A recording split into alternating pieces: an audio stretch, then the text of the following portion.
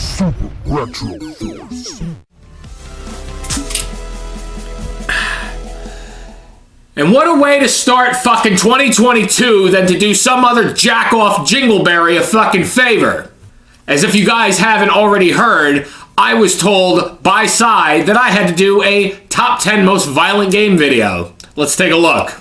I want to know what are your top 10 most violent games of all time. And I hope you enjoy the new year, Sai, because there's a bunch of new shit going on. We celebrated 50 episodes last month. Well, guess what? This year, we are celebrating unpredictability. We're talking about the Gameoholic channel. That's right. This is going to be the year of who the fuck knows what's going to be next. But before we even get there, let's do this fucking favor for this shit sucker.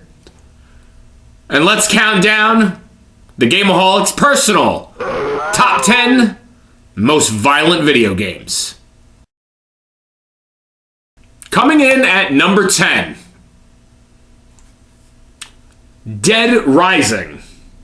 Released in 2006 by Capcom, photojournalist Frank West is alerted by a source flying into the town with his helicopter pilot, Ed DeLuca. Yeah, no, not DeLuca from fucking Grey's Anatomy. Oh, no, fuck you. He learns that the town is a subject to a military quarantine and observes several violent incidents that had happened throughout the town. He's dropped into the mall after asking Ed to return in 3 days. Arriving at the mall, he learns of a quarantine that is going on due to an outbreak of zombies. Long story short, there is an outbreak of the living dead. Basically, the Walking Dead with morons. But Capcom basically made a game under the Majora's Mask umbrella, I would say, in my opinion. Because Dead Rising with the 3-day cycle where you constantly have to keep running back into the mall, dropping people off, coming back, basically taking anything within the environment and killing these zombies, guns, hockey sticks, you name it. It reminds me of Majora's Mask, and that's why it's on this list. Because I'll have a violent game, anything with zombies is going to be violent, but this is uniquely violent. And that's why it's on this list. Coming in at number 9, fairly lower on this list than you would expect, but I'm okay with it. House of the Dead 3 in particular. Released on Xbox in 2002. This is technically first, but it's 19 years after the events of House of the Dead 4. So if you're following the Kingdom Hearts fucking storyline, here you go. A military force led by retired AMS agent Thomas Rogan heads to a deserted wasteland in an unnamed state on a mission to infiltrate the EFI research facility, once owned by Dr. Roy Kurian, and investigate its connection to the current state of the world.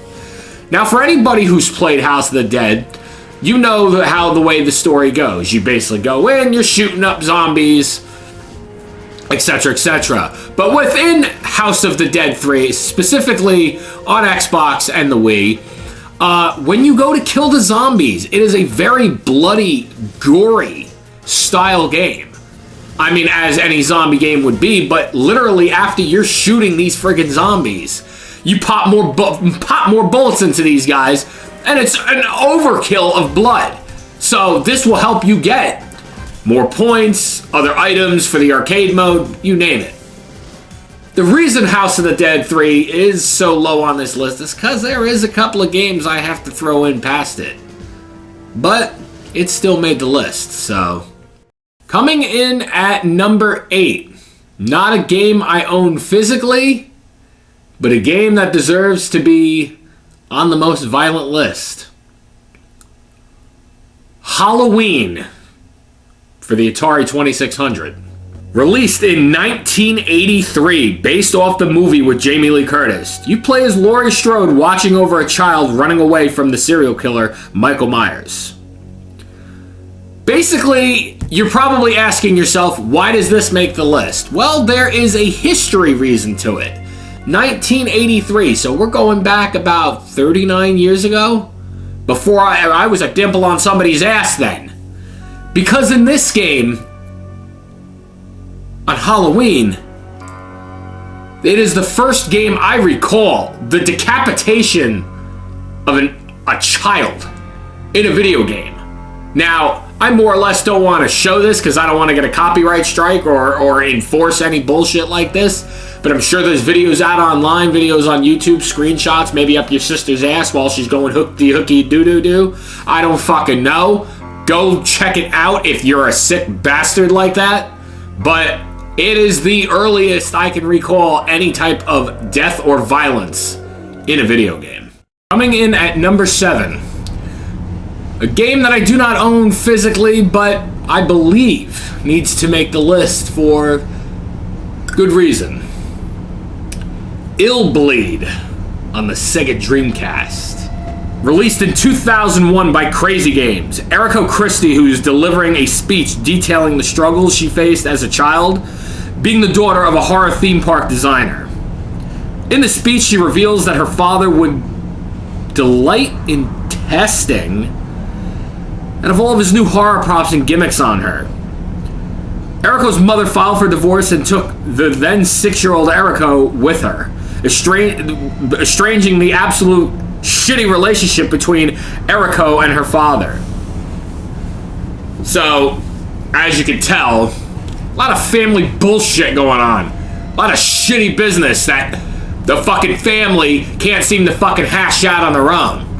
But boy howdy is this a fucking crazy game. You get that clock tower kind of feeling when you play Illbleed. Now, I would like to fucking own this game legit, but it is expensive as shit. And I kind of like the 12 games that I own on my Dreamcast. But we'll always be on the search for it, and it's violent as hell, so kind of the reason why the game is on this list. Plus, diverse the list a little bit. Coming in at number 6. This is going to piss a lot of people off, but it's my personal top 10, so if you don't like it, go fucking watch Size or go watch somebody else's, or eat a bag of shit covered in cream corn with raisins and apple shit on it. I don't give a rat's fucking flying dingleberry.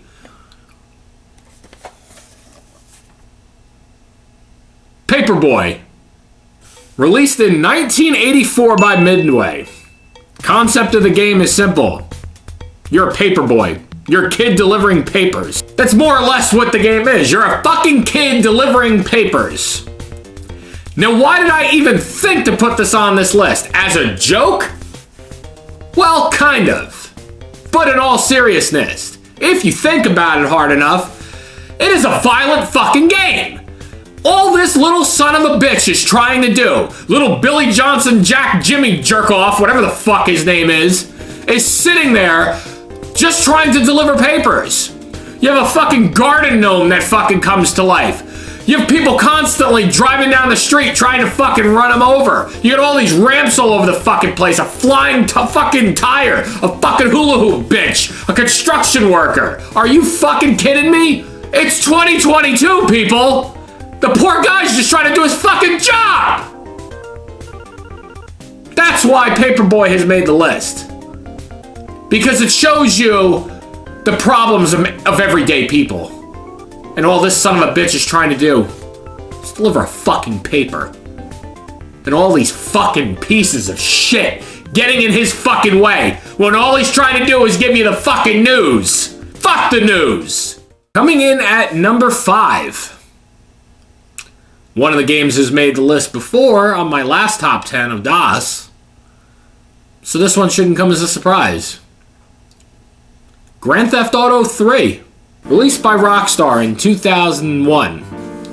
Now, the reason this game has made the list, I don't have to explain the story of GTA 3. I'm sure enough of you know it, or have played my ill-mistaken definitive collection. Sorry about that, Rockstar. But I put GTA 3 on this list because Grand Theft Auto 3 is one of those games I played growing up. I played the game when I was about 13 years old, when I shouldn't have. But pulling guns out on people, shooting people randomly on the street, stealing cars, doing fucking missions. Listen, honestly, it was a great game for 21 years ago. I'm not gonna lie. I wish they would actually go back and do GTA 3 right. I would say a justice, but they tried that already and fucked it up. So, GTA 3, you need to fix it. Coming in at number 4.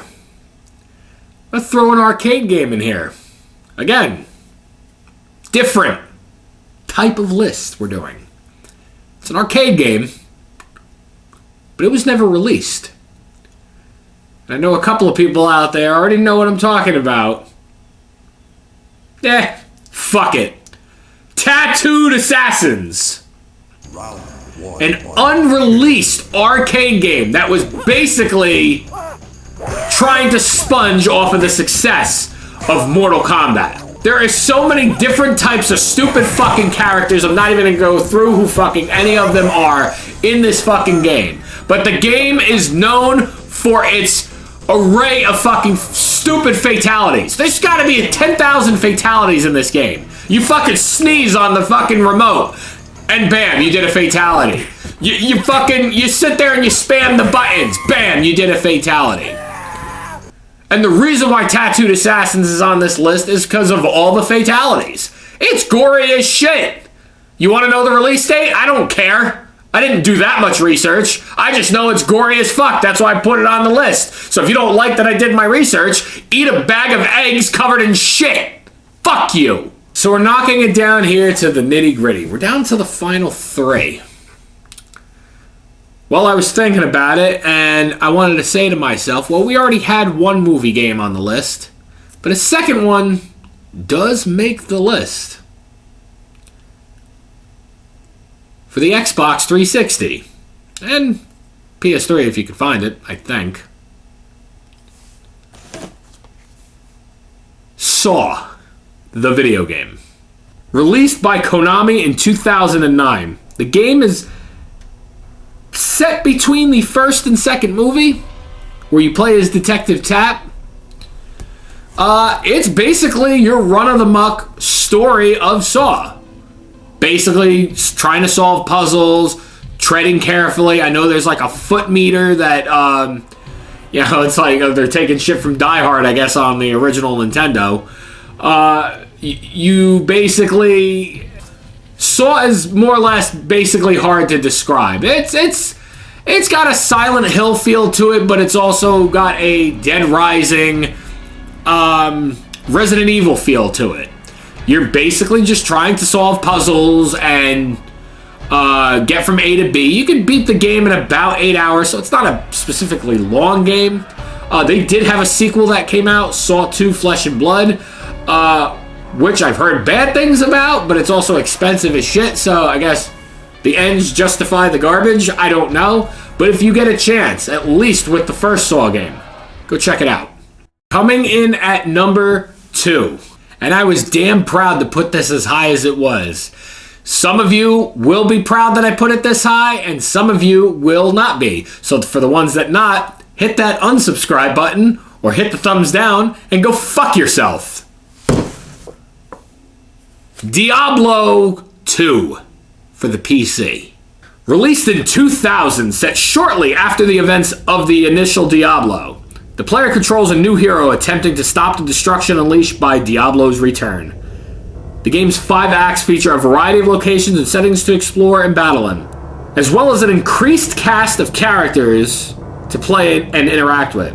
I grew up with this fucking game when I was about 13 years old. I played it a little later after release, but I remember going on download.com, yeah, I'm going back that far, and downloading the demo and playing the ever-living piss out of the demo, collecting the gems, the different helms, the different armors, the different weapons, the gold, the axe, everything. Listen, took me forever to finally get my hands on the game physical, and when I finally did play it, holy mother living shit, I always played the Barbarian. This game skeeved out a 13-year-old me. And to this day, I love playing Diablo 2. I will go back and play it on the PC from time to time, because that's the only one I want to play right now. Now, I am aware that we do have Diablo 2 Resurrected, but I have one problem with that. And I don't give a fuck about your storage excuses. I don't give a fuck about your digital dickery. Why the fuck is it only a digital release? Put this fucking game as a physical release. Listen, I'll fucking buy it quicker than you could say Humpy Dumpy. I don't give a flying fuck. Give me Diablo 2 physical. I'll fucking buy it in a heartbeat. Take my money. But that's why Diablo 2 is so high on this list, because I hold it near and dear to my heart. Which makes a lot of people sit there and think, what's number one? Well, I don't like to do honorable mentions. Like I always say, fuck you, Si, it's 2022 and that hasn't changed.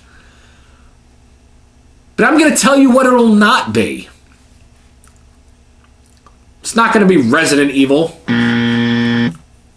It's not going to be Clock Tower. Hell, it's not even going to be a franchise I really love, Fatal Frame. And this might come as a shock to some of you specifically, but I have my reasons.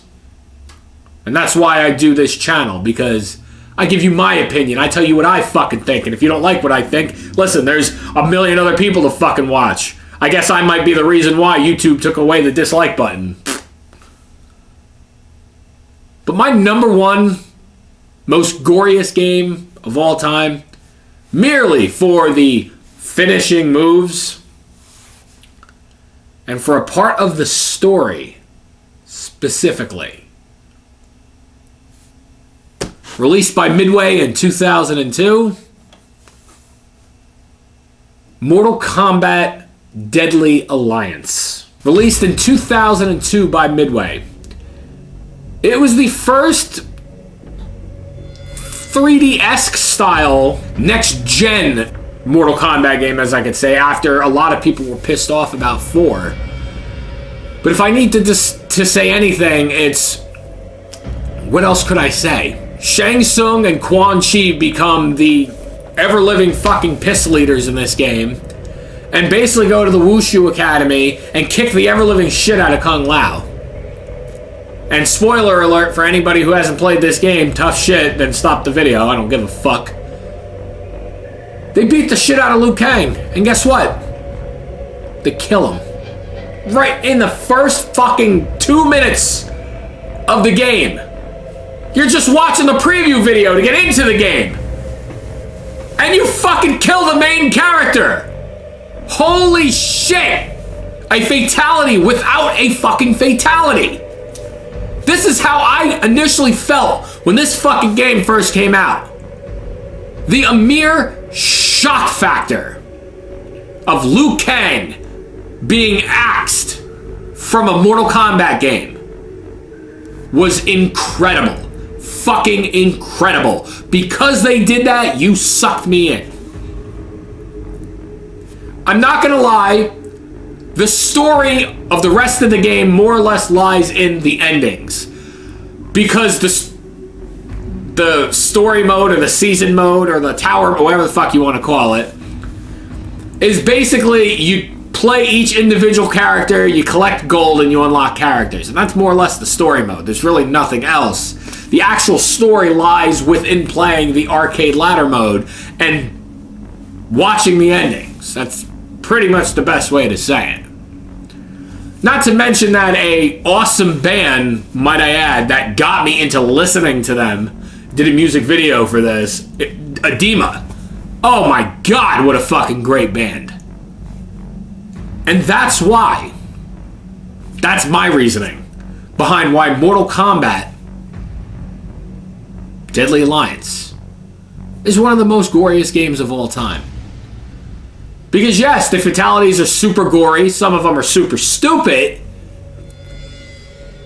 but initial gore to a legendary next generation game that also draws you in the first 2 minutes of the game with shock value.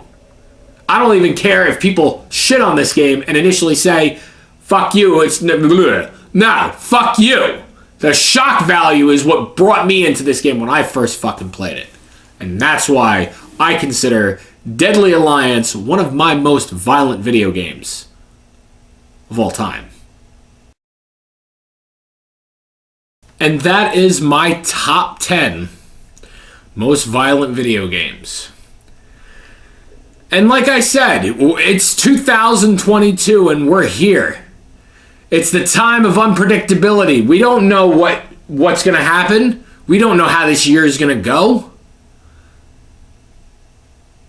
We don't know anything. That's why the Gameoholic is ready to let the mysteries of life carry on. Let bygones be bygones with life itself. My fucking new neighbor, making all kinds of fucking ruckus, blasting all kinds of fucking, yeah, son of a bitch. I'm gonna go fucking tell him. Hold on a second. Hey, asshole! Asshole! Hey, asshole! Asshole! Asshole! How many times have I told you about keeping the goddamn music down? You son of a bitch! Turn it down! Hello? Hello, dipshit! Earth 2 pink fuck!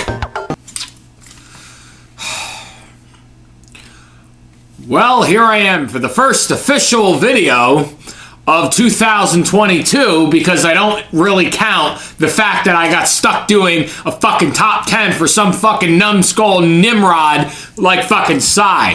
Thanks a lot. Now my subscriber count will go down even more because you're a fucking turd-sucking shitlicker.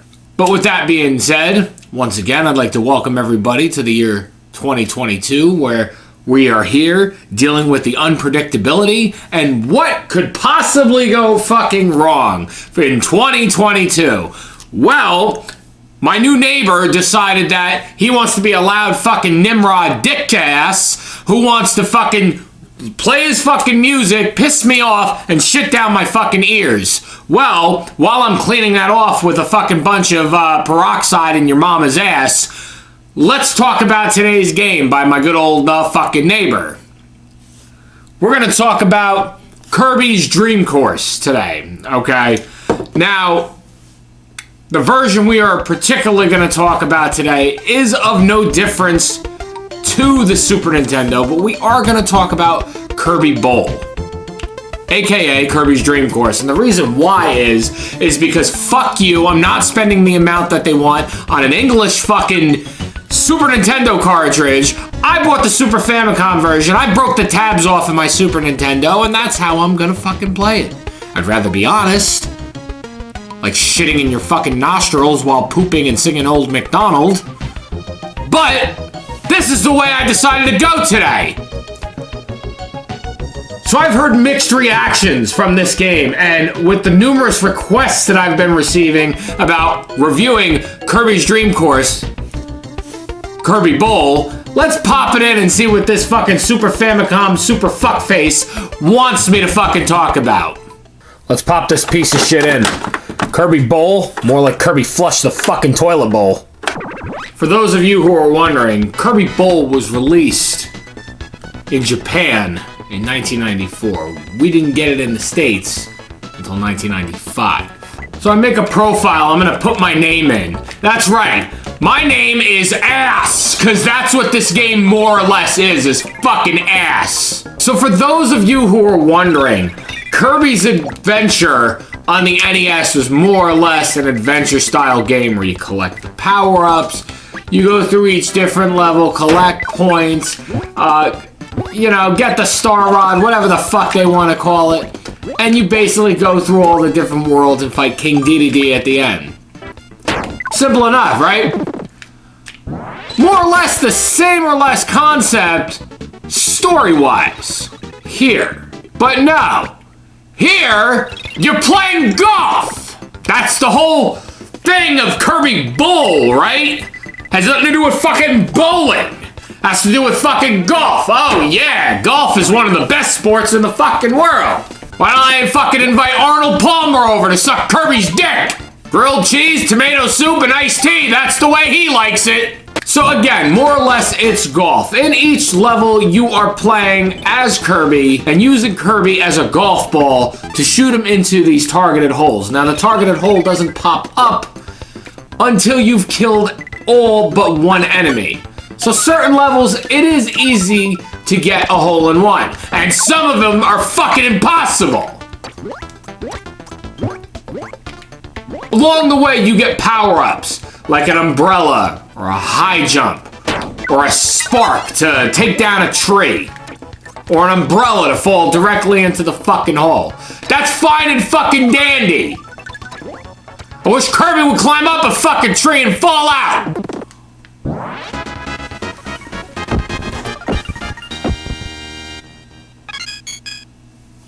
The controls. Now, they're not as terrible as it may seem, but it takes a lot of getting used to. You press up to adjust your shot to shoot up. You press down to make a long-range shot. You press A to shoot Kirby. Simple enough. But what if you want to do a curve shot? Well, you gotta hold the B button and press on the fucking directional pad. Why don't I just wrap the remote around my fucking ball sack and press up, down, left, right, BA, select, go fuck yourself? Now, the tutorial in the game is actually pretty cool. I'm not gonna lie. Shows you how to use the spike power-up, the stone power-up, the wheel or the tornado power-up. Fine enough. But it doesn't basically show you how to fucking control anything that you do in this game. Over at fucking HAL, they must have been playing with their little pal because they don't know how to fucking create a fucking sports-like Kirby game. And that's exactly what we're dealing with here. A sports-like fucking Kirby game. Who asked for this? Seriously. And what I really want to fucking know was when the Nintendo 64 came out, who the fuck wanted a sequel? Who the fuck wanted a sequel for this fucking game? In all serious, like, I'm dead fucking serious right now. Who? Put it in the fucking comments below. Maybe it was your fucking grandma. I don't fucking know. Thankfully, that N64 game got fucking canceled. Hooray! I'm genuinely excited. There are 8 levels in this game to play through. Now, I'm not going to play through everything today because you more or less know how good or how fucking terrible. Judge yourself on this fucking game. I'm more or less here to talk about why the fuck was there bad Kirby games? That's the real question. Why the fuck did we create bad, why the fuck did Nintendo create bad Kirby games? And there are some people out there, I'm sure, who are tickling their fucking asshole and clicking away at their fucking computer who are gonna sit there and criticize me directly for this fucking video. And for those who want to criticize me for Kirby's Dream Course or Kirby Bowl, go sit on a fucking bowl. Hopefully, the fucking toilet lid slams itself on your fucking head and you fucking knock yourself out fucking conscious, you fucking out cold cocksucking shit dick. But I digress. And you think that this is the worst goddamn Kirby game? Trust me, there's another. And we're gonna talk about it next week. That's right. Finally, let's get 2 episodes in there. So, let me leave you by saying, anyways, come back next time where we're going to talk about the pink ball of fluff and what kind of crazy adventures he's going to get into. Thank you so much for watching and see you next game. Hello everyone, this is the Gameaholic and welcome back to the Gameaholic Show. Now what pink ball of fluff lives next door to you and won't leave you the fuck alone? Huh. What a no-good pile of shit. With that being said, let's get on with the video.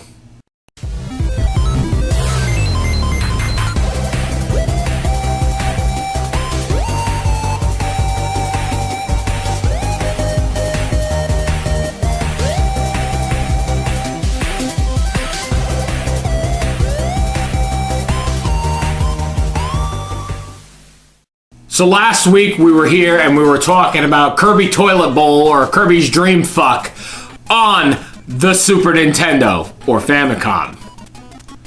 And I figure let's not do let's talk about bad Kirby games. We might as well go 2 for 2. Let's talk about a good old fucking piece of shit on the fucking Game Boy. That's right. I'm referring to Kirby's Pinball Land on the Game Boy. Let's pop this son of a bitch in the Super Game Boy. And let's see how this motherfucker rolls. You fucking pink fluff ball strawberry looking fucking ball rolling bitch. Let's pop this piece of shit in. I hope Kirby gets a fucking pin stuck on his balls. So the game was released by fucking HAL in 1993. So before the last game we did, it's like I took a shit before I wanted to have fucking diarrhea. So shows you how we're treading forward. More like fucking tread marks or skid marks in my fucking underwear. Back to the game. The one thing that's driving me nuts about this fucking game is it's fucking simple. Left and B. That is it. Left and B. A regular fucking pinball game. Left bumper, right bumper. But for some fucking reason, I cannot keep the fucking balls in play. And when you drop underneath the when the ball goes out of fucking bounds, you have to sit there and bounce back up with the fucking B button. Now, I don't know if I'm just genuinely fucking terrible at it or I'm having fucking a lot of trouble with the fucking control. I would have played this on fucking Game Boy, but who wants to see fucking shitty over-the-head fucking gorilla-style videography? Fuck that shit. It seems like you're playing a simple fucking pinball game, right? Well, guess what? It's not! And they fucking GameFAQs gave this an 8 out of 10? One of the best fucking pinball games? Am I doing something fucking wrong? Are you kidding me?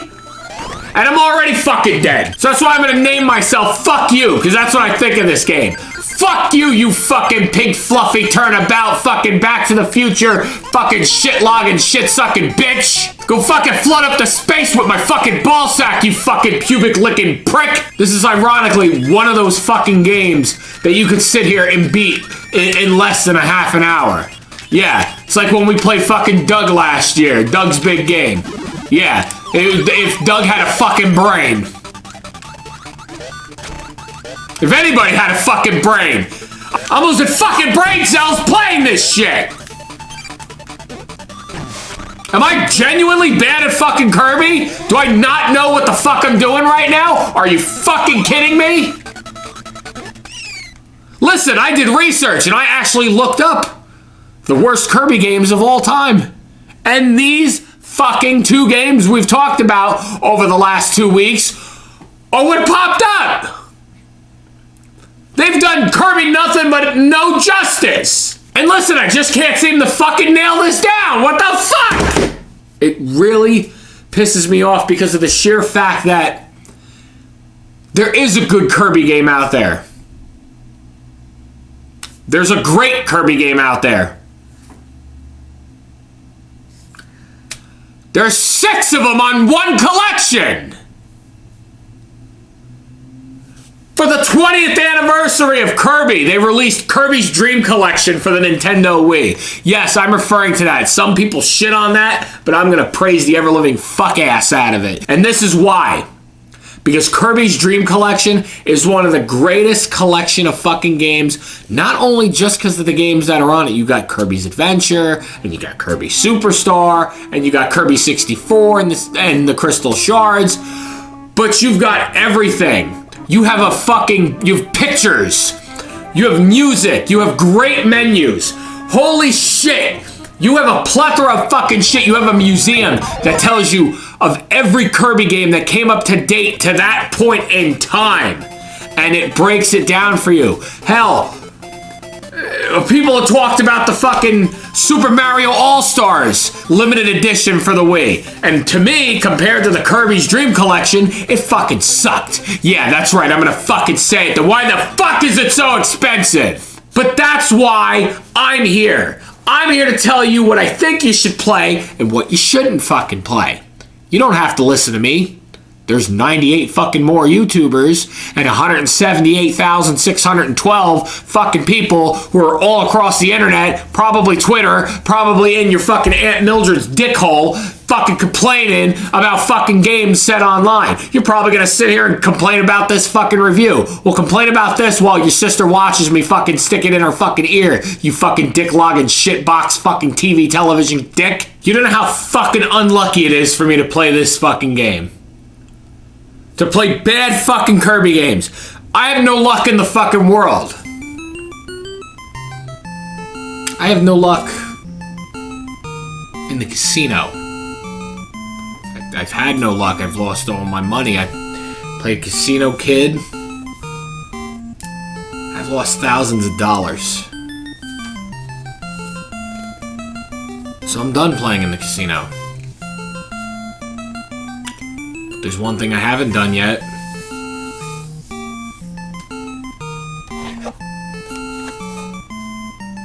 And that's play the stocks. Oh, Gameoholic here today. And you're probably wondering why I'm reviewing Wall Street Kid today. Well, it's kind of very simple. When you invest in something called suck-ass cryptocurrency and Bitcoin, you'd think something might go just slightly wrong when the name is suck-ass, because a lot of these games suck ass. Over the years playing games like Casino Kid, dipping my fucking hands into Caesar's Palace, and Vegas Steaks, more like steak my fucking meat into your mouth while you pull on a fucking slot machine, you fucking dick-licking Vegas fucking vagina face. Like anybody, I've made bad investments. And it's been brought to my attention that the Game-O-Holics channel has been bought out by the TMPC company. What the fuck does that stand for? Tiny monkey penis cock? Sounds like a fucking shoe company. Or a fucking dipshit that would fucking invest in your mother's ass. But apparently it's run by some monkey fuck. Who the fuck is this? Sorry, Gameoholic. Allow me to introduce myself. This is my boss, Mr. Monkey Pants. I'm his assistant. My name is Assistant. And this is my right-hand man, Hobnob. Since we bought you legally now, you're going to be doing the show the way that we see fit. Starting with this outfit. I don't know what this is, but this isn't the way we handle things in corporate America, so that's gotta go. The fuck is this shit? Second, we're not too happy with the fact that it's just one white guy doing the show by himself. So we need some, how should I put this, diversity. So why don't we give you a new co-host? Third, we don't like the way you're drinking and using profanity on the show. We're gonna have to clean up that language. And as for the booze, this isn't 1980, this is 2022, so that's how.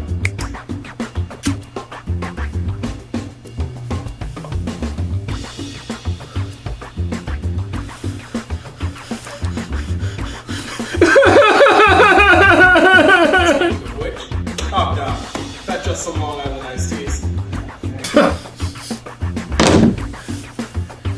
Well, as you can see, this show clearly sucks.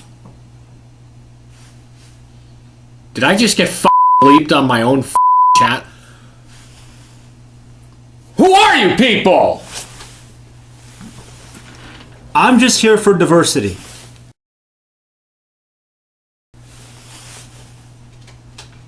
And I'm just here because I'm a dick. That name is Richard. That's why I didn't get bleeped. Anyway, today we're here to talk about the world's worst game known to man, and it's very far from good. We're going to review Wall Street Kid. More like...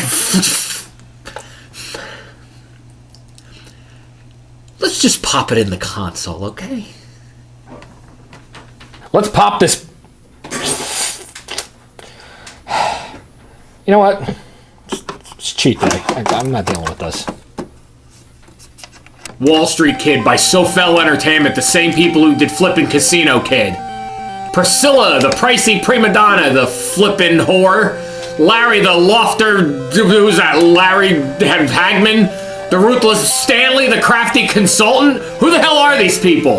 Connie, the arrogant advisor. She's a blonde, she's probably good in bed. Ralph, the William Regal realtor. Doc, the bogus who are these people you went to school with? Pamela, the patient pet dealer. I got something you could pet, Pamela. Cal, the cranky car dealer. And Ted DiBiase, the tough stereo man, because he couldn't fight it in the wrestling world. Art Carney, Dijon Mustard, the dashing designer. Julie, the jolly... What? Stone Cold Steve Austin. The $6 million man! And that is the first time you will hear a Ted DiBiase and the $6 million man joke in one sentence. So the game starts off as you're basically this rich piece of garbage who's inherited $500,000. But if you invest your money well, if you invest your money, like I didn't, those flippin', flappy, flubbin', fudgin', fartin', oh, you invest $500,000 into the stocks. Throughout the game, you are taking that money while investing, and you need to buy a house. A house that costs $1 million. So you need to show Larry the damn lobster lookalike lint licker right here that you know how to handle money. After that, and you make $1 million, you have the money to buy a mansion.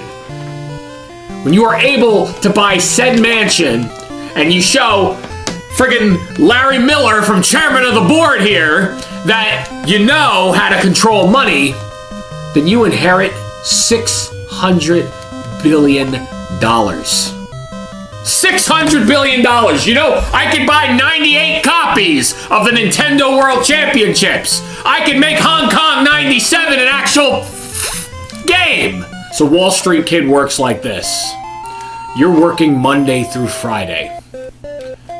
You got your nice little Apple Macintosh computer that probably barely runs Wolfenstein or Microsoft Paint.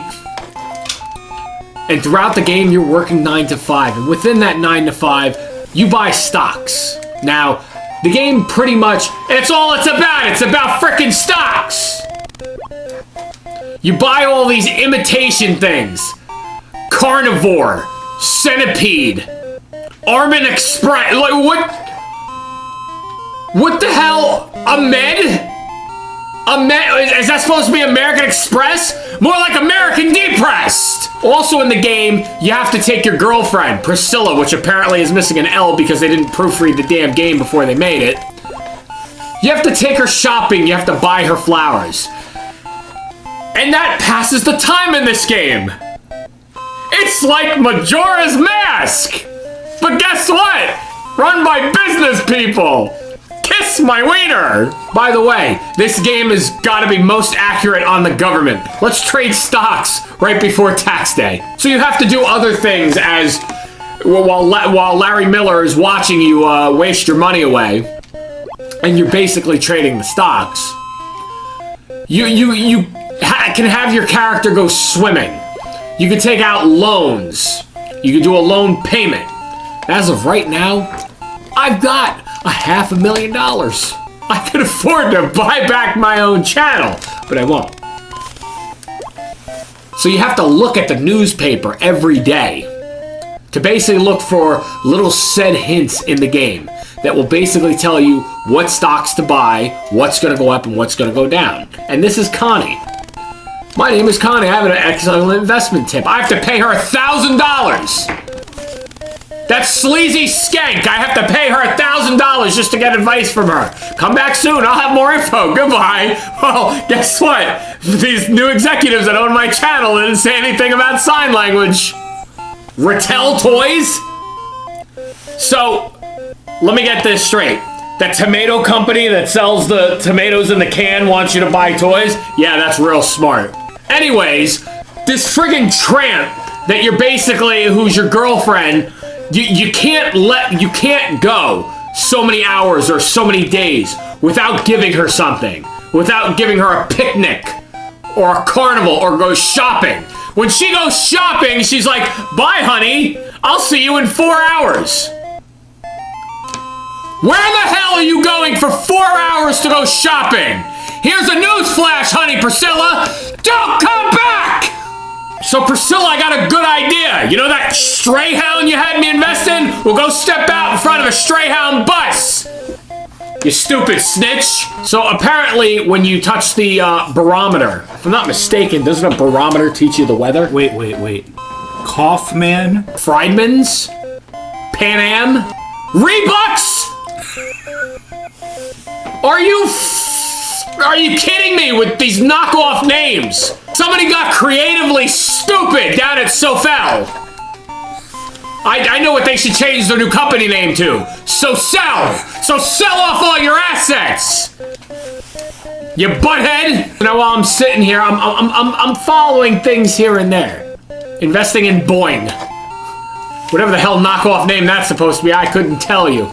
And every time you touch the clock, okay, in the game, it progresses a day.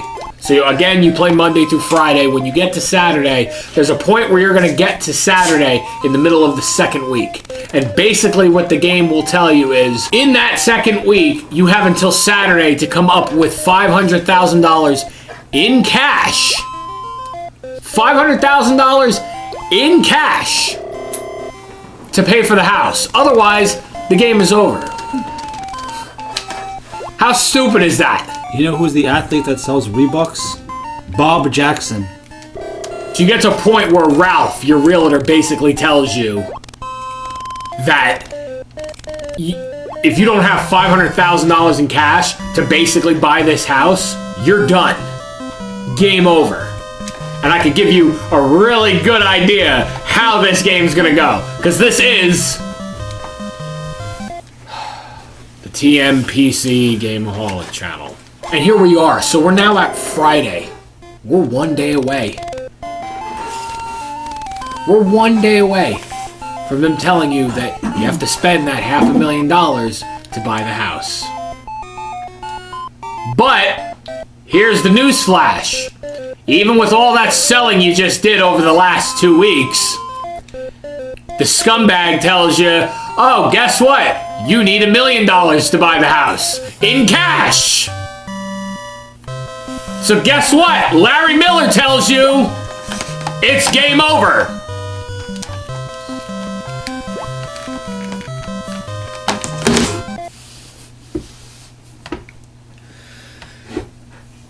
See, this is the part of the game where I'm gonna talk really loud right now, because what I really want to do is rip the game out of the console and shove it up someone's petunia butt. Tossing, throwing random orange apple juice pairs. Friday nights on Disney.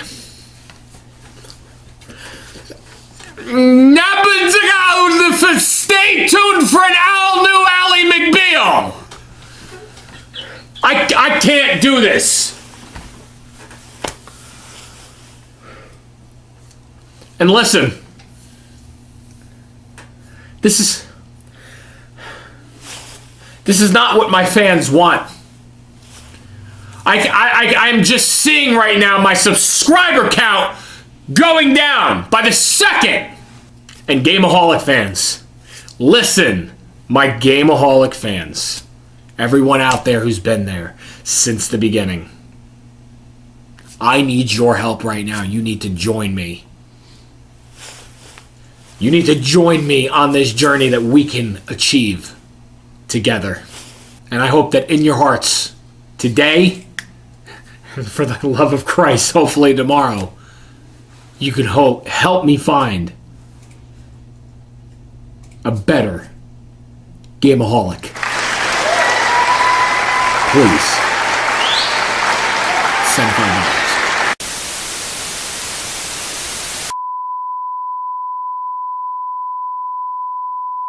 The fuck is this bullshit? Gameaholic, what the fuck are you doing? I swear the fuck. Let me finish my beer and I'll take your shit for his dumb ass. Pass me the tab. There's nothing to watch, not even here in the UK. Wait a minute, Justin? When did you become such a sellout? Gameaholic, you sellout motherfucker. You money bag grabbing piece of shit. You disgust me. You're no better than Fallout Boy at this point. Don't give up. I know things are tough now, but you gotta get your channel back. For me. For you. For us. Hey, I'm pretty disappointed here. I'm walking through my terrible house. Look at that. Look at those walls. Look at that paneling up there. It's bad. It's bad. And you know why? Because I have pride. Because I didn't sell out like Game-O-Holic sold out. He's taking corporate money. I didn't take corporate money. I got offers from a lot of the biggest wrestling websites in the world. I didn't sell out, not me, but Game-O-Holic did. I'm still at the place that helped build me, that I helped build. Meanwhile, they're just, here's $5. Take it. Who cares about your ideals? My cat for sure thinks you're a sellout. Look, Jenny, do you think Game-O-Holic's a sellout? Yes, of course you do. Look, she lives in a cardboard cat cottage. Is it? She didn't sell out. She's still living within her means. This is embarrassing. You're acting like you're proud. You should be ashamed. You should be ashamed.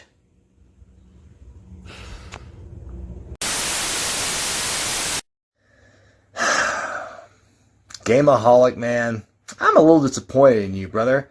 I heard you're finally selling out. You're getting the bag. You're taking the money and running. You're finally getting paid. Well, good for you. You know something? Being a YouTuber used to be about the art, man. Used to be about the integrity and about having a message to send to the world. Now a bunch of YouTubers think they're a big shot. They want to get paid now. It's ridiculous. Oh, excuse me, I got a sneeze coming on. Hang on. Oh, God. Oh, couldn't be me.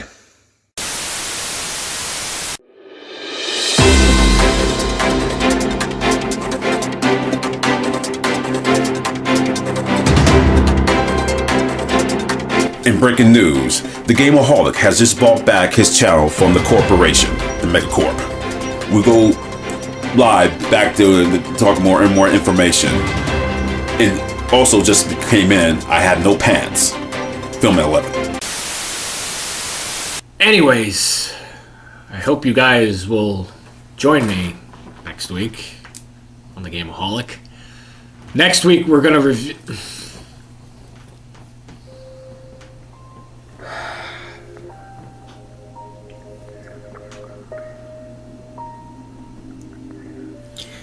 Why am I doing this?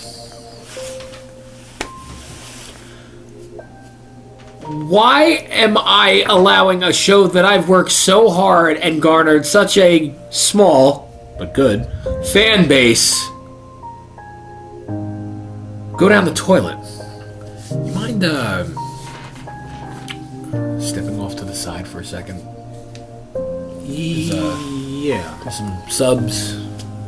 There's some cheese, some mushrooms. Over there, some crudité. You know, enjoy yourself. Enjoy the deli meat. It's really good. Roast beef.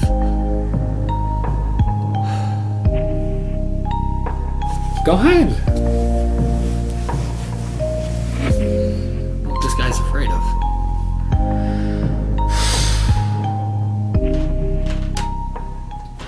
I can't deal with this fucking shit anymore! This corporate fucking bullshit! Fuck this fucking shit! I don't give a fuck if they take my channel and wipe their fucking ass with it! I'm the fucking Gameaholic, you fucking cocksucking son of a bitches!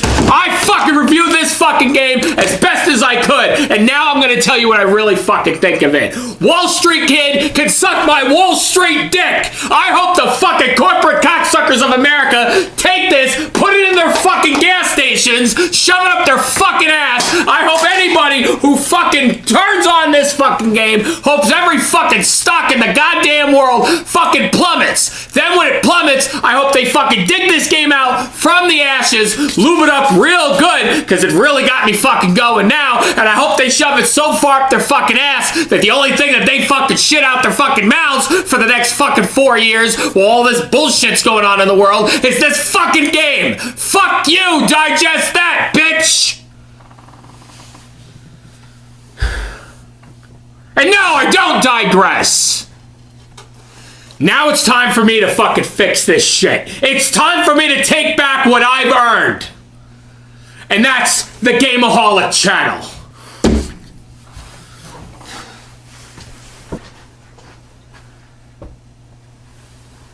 I eat poop. Hey!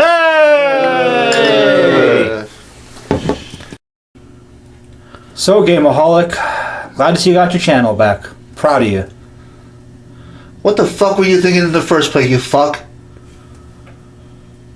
Yeah, good to be here. And why do you give a flapping flying fuck with a fucking Hendrix why I fucking got my channel back? What do you fucking care? You...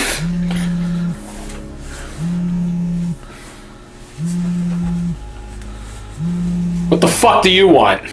Well, Gameoholic, looks like you kind of outsmarted us and got your channel. We wish you nothing but luck in the future.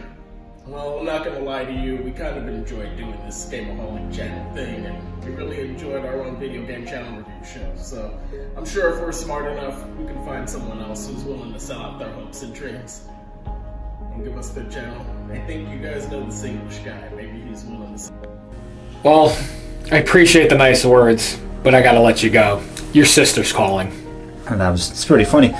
But Gameoholic, I do have to ask you, how did you get your channel back? I am really curious. Well, to be honest, I've really been thinking about, you know what, you're fired, about, you're gonna just have to wait like everybody else.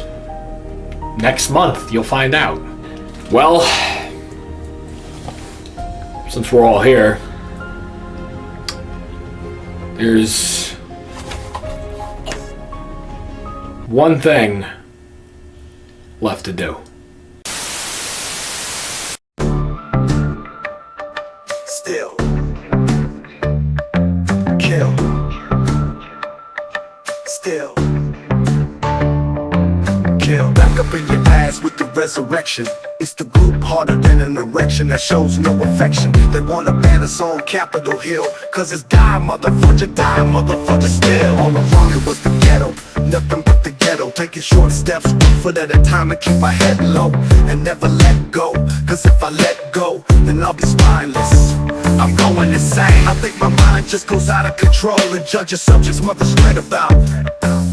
I touch on the spit that they be leaving out. I seen this motherfucker not smoking. I seen the same ninja with the non-tie with his eyes open. And simply what this means is he didn't know that every dog had his day until he seen his. I bet you motherfucker will too, because it's die motherfucker still fool. Die motherfucker still fool. Die motherfucker still fool. Die motherfucker still fool. Motherfucker still fool. I think it's something in the water, man. It's just gotta be in the water. Aw, duck. Chucks on the killer spree again with guillotines for men. I walk around town with a frown on my face. The whole world thinks to catch a murder case. The murder rate may increase if you're caught up in the world while it's dying. I guarantee you're frying, cause I am on the verge of knocking motherfuckers out for no reason. Once I get down, there be no breathing. It seems when other fathers wanna calm down, put his palm down. Seems I got to lay the law down. Now it's on pal, what you to do? I'm asking you, respect the face I bring your ass into. Bastard, you'd rather swim in some sucking hot bar before your luck will really take. Cause what I got for your ass will make you poop your meal.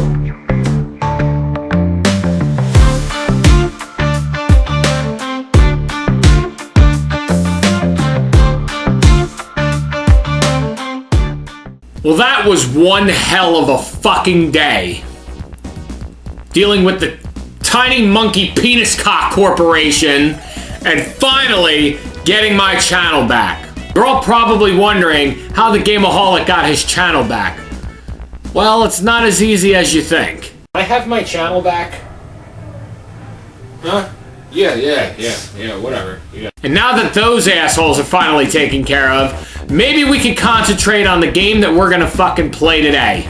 As part of, I would say, the anniversary of Sonic the Hedgehog, I wanted to dwell and dig deep and find the worst fucking Sonic games I could think of.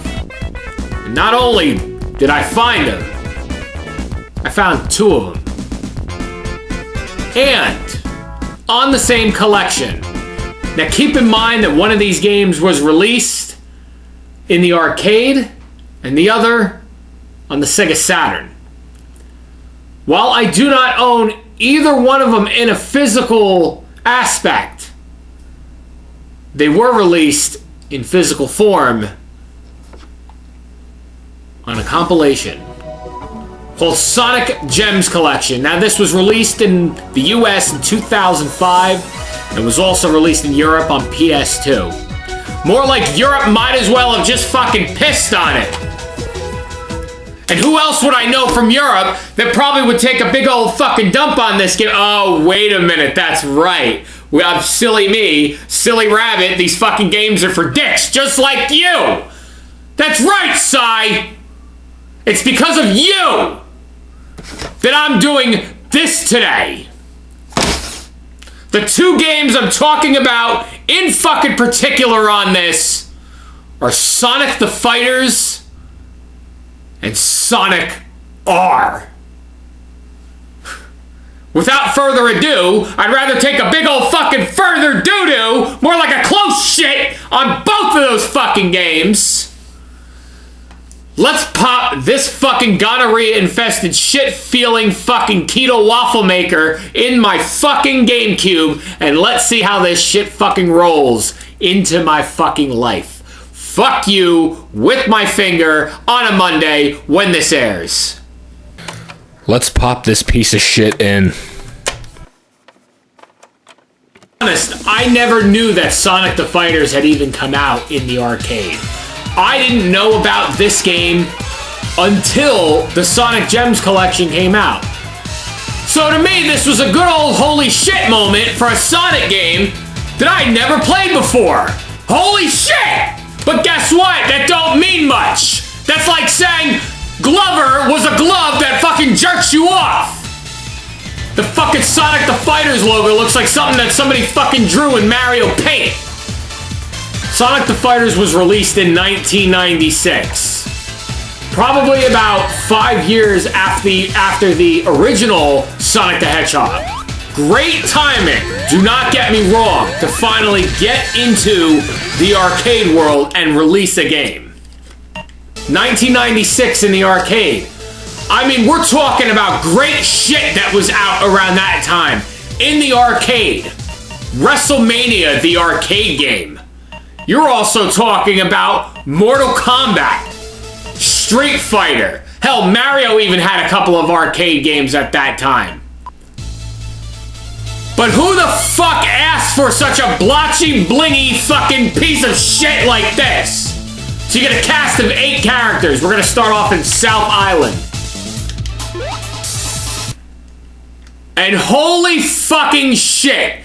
Look how fucking awful this looks. This looks like the N64 fucking had sex with itself and lost.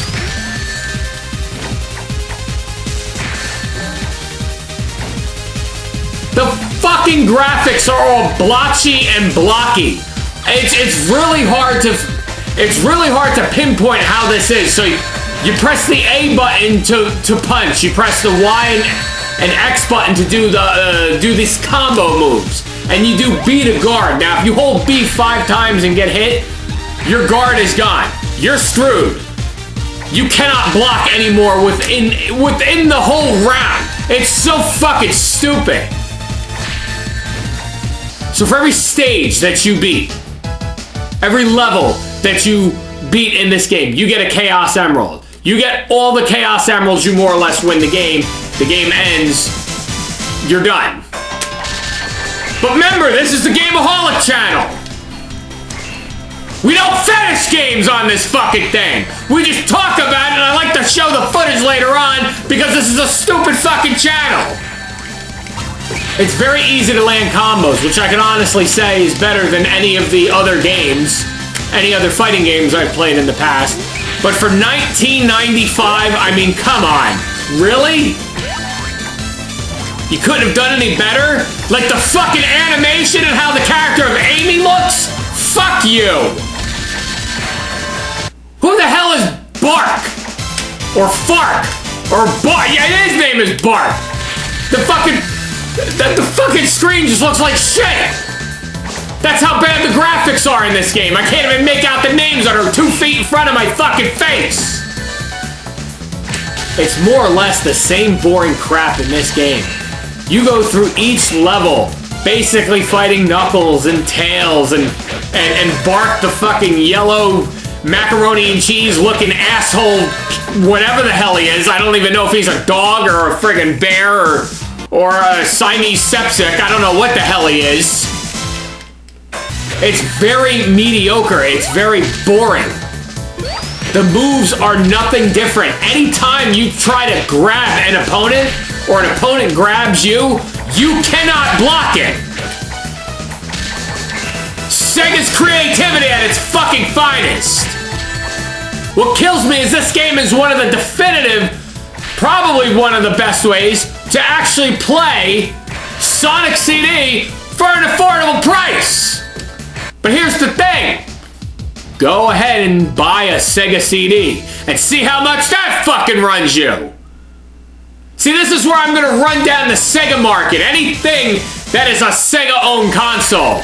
Sega 32X, Sega CD, Sega Dreamcast, Sega Saturn. Your games and consoles are 20 to 25 years old. Why the fuck is the market so high? Start re-releasing shit, Sega. Get with the program or get on my dick. Fuck you. And that's more or less what I can say about Sonic the Fighters. The level design is great. Half the characters I don't know. Of course I don't make it to the end of the game because this is a crock of shit and I really don't care. This is my channel. If you don't like it, hit that unsubscribe button. There's a thumbs down. I won't know who said it, but I'm sure if you post it over on my TikTok page or on my Twitter, I'll find out exactly who said thumbs down. So here's some fingers up. Eat shit and lick my balls. And I really don't fucking care. That's fine, because this initially was supposed to be a double header, but we might as well just go 2 for 2 and bend myself over today. Let's switch over to Sonic R. Sonic R was released for the Sega Saturn and PC in 1997. So we're celebrating the 25-year anniversary of complete and utter fucking crap. Look at this piss-poor interface for Sonic R. Look at the fucking wallpaper-like start. Sonic R, watch it load. This interface is absolutely disgusting. This is something I could have done on like the fucking original Nintendo or Microsoft Paint. This is absolute ridiculous. Right when you go to the character select screen, you get fucked. There's 4 out of the 9 characters you can choose from. 4 fucking characters in a racing game? Are you fucking kidding me? We haven't even started the first race yet. Why is Amy in a car and nobody else is?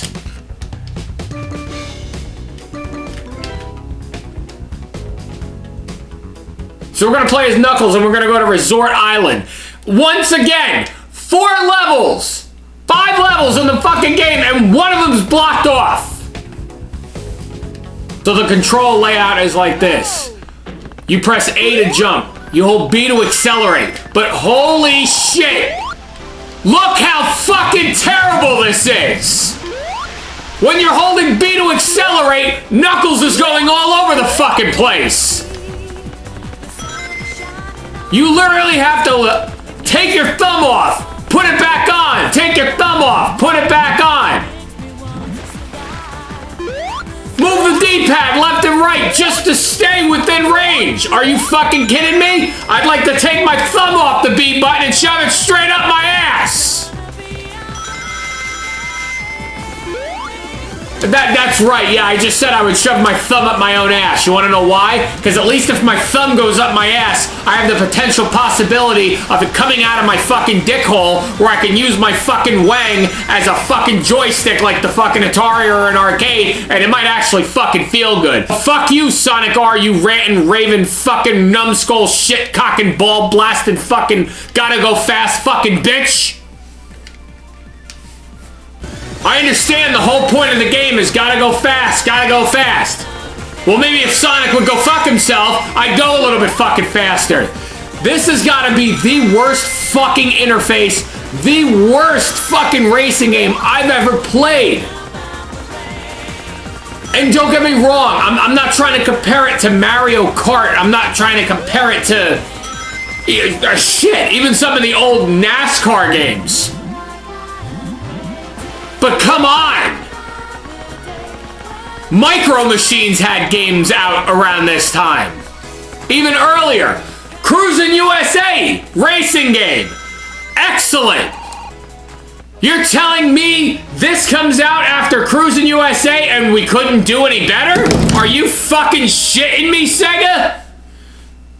It's games like this that make me realize no wonder you went out of business. No wonder you're just a fucking publisher and you don't really concentrate on licensing your own shit anymore. I know Sega usually stood for super economical gonorrhea assholes, but guess what? You've improved. You made it mean something better today. You know what Sega stands for? Shitty, extreme garbage, asshole.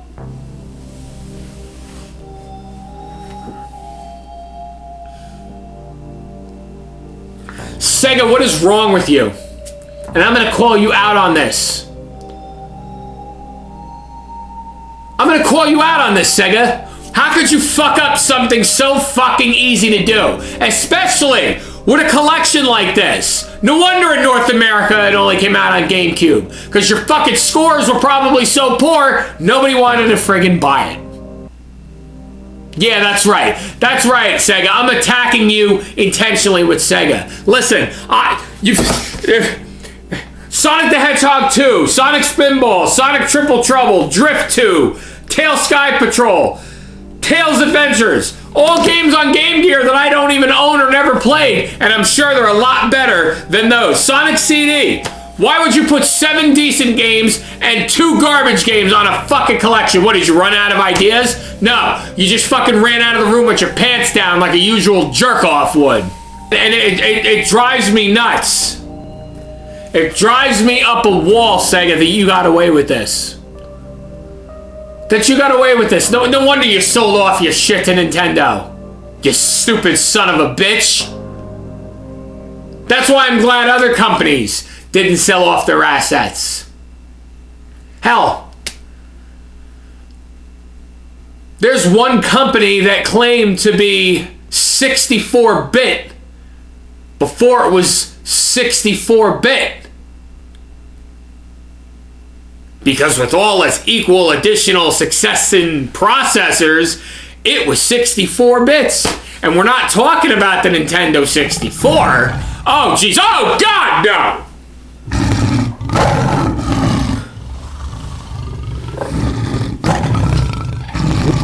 What the fuck is that, and who the fuck brought that here?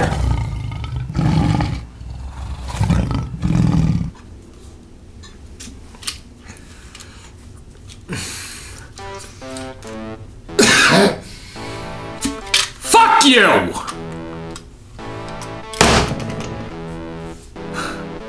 You know, since this channel has been going on for the last 5 years, I've always said to myself, I was gonna play shit.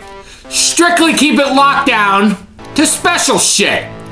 One that you might mold, make into a piece of fucking clay, hard and smelly as fucking crap and hanging on your fucking Christmas tree. Or in your fucking window, however you want to do it. But no. Because of some fucking people out there in Twitter, YouTube world, whatever the hell you want to call it, the Gameoholic Galaxy, Universe, Extreme, whatever the fuck you want to call it, I don't give a shit. We have finally come to an impasse where I am stuck reviewing something I don't own. But because apparently the Gameoholics channel has now become a fucking lending library, people are sending stuff in. People want stuff to be reviewed. Well, I finally got my hands on something to review that has been done on other channels, but it hasn't been given the Gameoholic treatment yet. I'll let it speak for itself. With the Atari Jaguar, released November 23rd, 1993. A day that would go down in infamy as National I'm a Fucking Idiot Day. I was about 4 years old at that time when this came out. This console was $250 in the United States. But now, because of its shitty quality and its mysterious rarity, the fucking console goes for upwards of $600 now. And the games aren't even that fucking great to begin with. And the games I have seen for a minimum of 50 and up. 50 US dollars and up. This console came out at a time right before the PlayStation and the Nintendo 64. And it labeled itself as the first 64-bit console between processors and between mechanicals inside said console, released by Atari. As if the fucking gaming crash wasn't enough already, this fucking just sealed the deal and put you guys right square in the fucking shitter. You fucking shitty ass assholes! It's where the shit comes from! Your assholes, Atari, in particular! Console only sold around 150,000 units. That is a piss poor selling console. I think your mother's ass might have sold herself more than 150,000 times. And that's being nice. And look at this fucking controller. It's fucking disgusting. It's like Micro Machines, a cell phone, and Sega Genesis controller had sex and this is what came out. What a piece of fucking shit. Now, before we get on with the main event,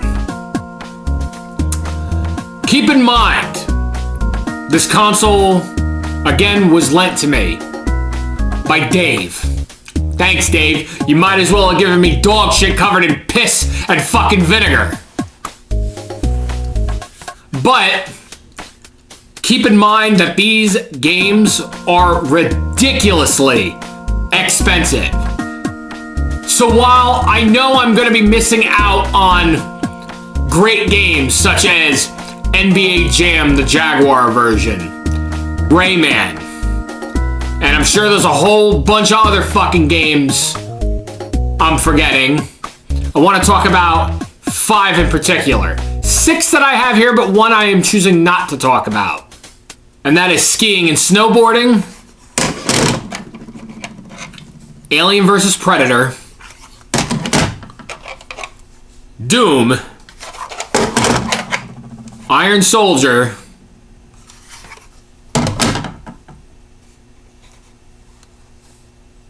and Cybermorph. And what the hell is wrong? What the hell is wrong with these cartridges too? I never understood this. Who the fuck asked for that? What the fuck is it even? A fucking handlebar? What the fuck is that? Well, let's pop this shit in the Jaguar and let's see how it all fucking phases out. Let's pop this piece of shit in. Or they got a snowboard stuck up my ass. Well, the first thing I have to address about the Atari shitwire is this. The fact that trying to get a fucking game to work is a bitch. I literally sat here and blew in the fucking game 6 or 7 times just to get it to work. And when it doesn't work, bam, red screen of death. So here we go with skiing and snowboarding. And Jesus Christ, look at this fucking shitty fucking menu. Even for 1993, it has no personality, period. Just to navigate through this is a race in itself. So the race begins, and how do you start? Well, not by pressing up, or left, or right. When you do press up, you jump around like a fucking idiot. You have to hold down the C button to move. Then the fucking game goes about a mile a minute. I'm not gonna lie, the background looks pretty nice. Like something from, you know, Windows 95, but that's not saying much. So you have to press the B button in order to move, to just even get some sort of fucking momentum to move. And then you press up to jump. Then, in the middle of the race, the controls switch on you. Anytime you try to press the pause button, you literally have to just tap the pause button. Otherwise, if you don't, it immediately takes you right back into the game. So, right off the bat, with the first fucking game, we're just having trouble trying to stop playing it. Thanks, Atari. We don't want to play your shit, but you want us to fucking sit there and expect us to... Fuck you! I can't even think of something to say! Fuck you! And again, even with the skiing, there's no difference. The same piss poor shit stained fucking controls. I'm not even gonna fucking explain to you why I didn't play another race, because the controls are so fucking bad. I don't know if my time was even good. And for some reason, when I won the race, they added 30 seconds. Yeah, that would look real good in the fucking Olympics.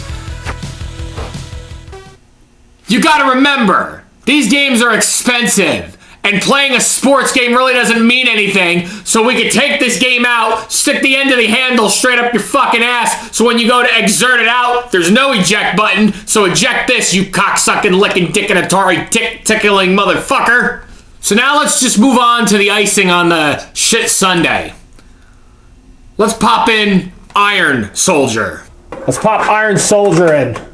It's like fucking Gundam for stupids. So we start up Iron Soldier. And I'm not gonna lie. This opening animation or this opening cutscene, whatever the hell you want to call it, looks absolutely amazing. The animation. Not just the comic animation, whatever the hell you want to call it. Fuck the logo in the bottom right-hand corner. Eclipse software. I'd rather be stuck inside of a lunar eclipse, if that makes any sense. It doesn't. Go to hell. It's my channel. So we start up the game. You got a choice of the care package, the London Bridge, Midnight Raid, and the bust. So we'll start off with the bust. The Resistance wants you to destroy a local Iron Fist warehouse complex. Follow the road out of town to get there. Grab supplies. Then the game fucking starts and you pick the assault rifle. And holy shit! This game looks like fucking SD Gundam threw up on itself. Blech! That's exactly what it looks like. The game looks like fucking puke. And you're trying to tell me this is 64-bit graphics? 64-bit my ass. You move left and right to set the crosshair. You press up and down to move the crosshair. But for some reason I can't get the fucking SD Gundam knockoff to move himself. Or, excuse me, the Iron Soldier. Pressing the C button shoots your weapon. Pressing B switches in between. Then you can also press the number 6 button to switch in between. But who gives a shit? Most of these fucking games you'll play, this numeric part of the keypad has no meaning whatsoever. I think the Intellivision control has more meaning with its numbers. Back to the game. And you gradually just glide into the friggin' game. You gradually just start moving forward, pressing nothing. Like, I'm literally moving forward right now and I'm not pressing a damn button. The explosions are shoddy at best. I guess I gotta expect this for what, 1994? But come on! For a game that fails right after the fucking title screen, that had a great looking title screen, again, I'm not gonna lie. What the hell are you doing, Atari? What, how in the fucking right mind is this marketable? You're joining your buddies over at Sega right now. The fucking graphics are terrible with this polygon shit. What would happen to Star Fox if he got his dick stuck in a toaster? Have fucking Peppy walk in and do a fucking barrel roll. Barrel roll on this, you fucking shit-licking slippy bitch. And look, I can make the SD Gundam jerk off. Yeah, that's all this game is a damn jerk off. I don't understand. I'm still like, I'm amazed. Not that I'm pissed, but I'm genuinely amazed on how detailed shit was put together. There were development teams, programming teams put together to think that this fucking console was marketable. What else could I say other than the fact that we got the worst port of Doom ever? Let's pop it in. Let's pop this in. Doom backwards is mood. I'm in no fucking mood. The opening title music is absolutely fucking horrendous. The in-game music is even better. It's the best soundtrack ever. Because there is none. Fucking Silent Doom. Listen, if you're deaf, this is the game for you. Listen, I have my vision. And my hearing. And my scent. I don't want to hear this fucking game. I don't want to see this fucking game. And it smells like shit. You press A to speed forward. You press B to shoot. I'm telling you straight up, this controller is not made for fucking Doom.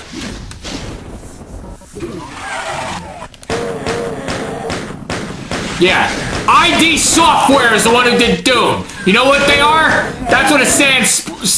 You know what ID stands for? Irresponsible dipshits. You ever have a premonition? You know, where you see something happen before it actually happens?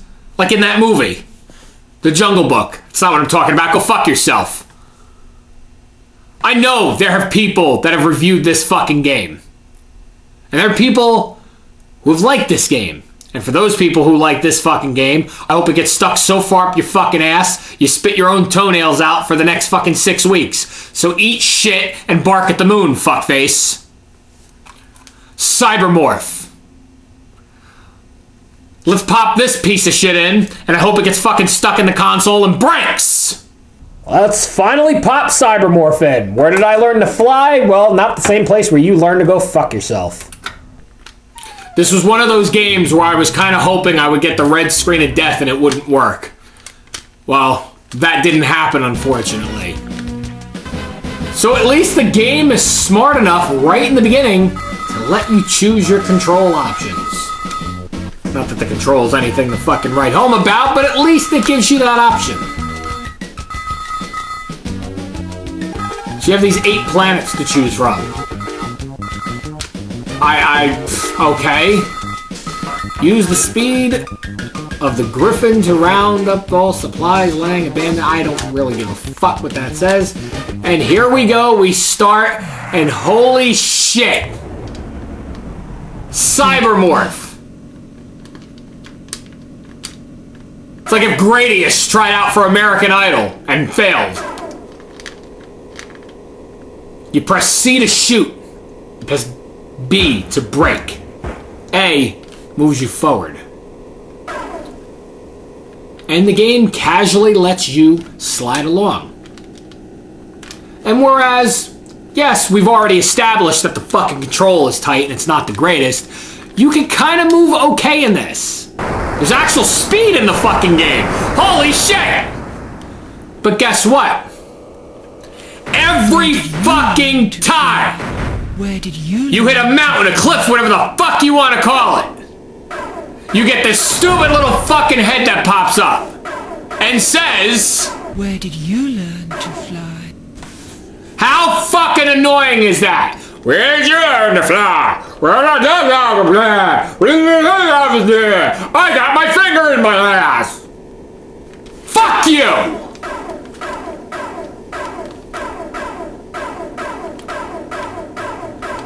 You fucking stupid green alien looking bald bitch!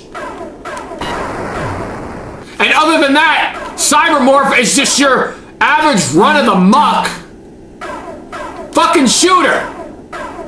Space shooter, I would say. Like Star Fox.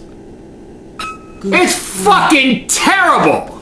The music is god fucking awful. The interface where it basically shows everything on screen, not bad, not gonna lie. But once again, welcome to the Gameaholic channel. We can't get past the fucking level! Well, fuck me sideways with every one of your fingers! Fuck Cybermorph. Now I'm aware that a game we skipped over today, that I have here, but we'll not talk about it, is Wolfenstein 3D. And while it's the best of the worst, I don't want to show the footage for it, for obvious reasons. I don't want to get a copyright strike. I don't want to get any type of strike or any involvement with any type of political or governmental or whatever the fuck you want to call it.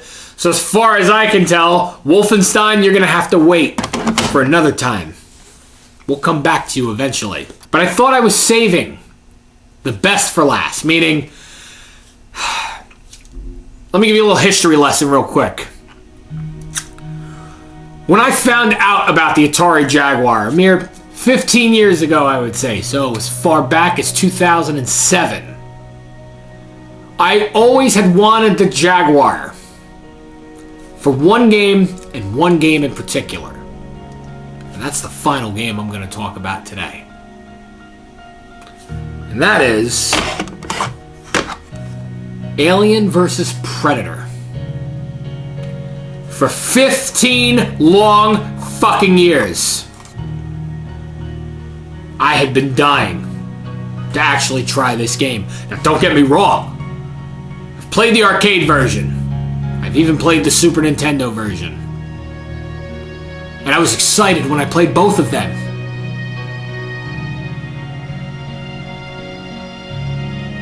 That's right. That's not gonna happen with this one! Let's pop it the fuck in!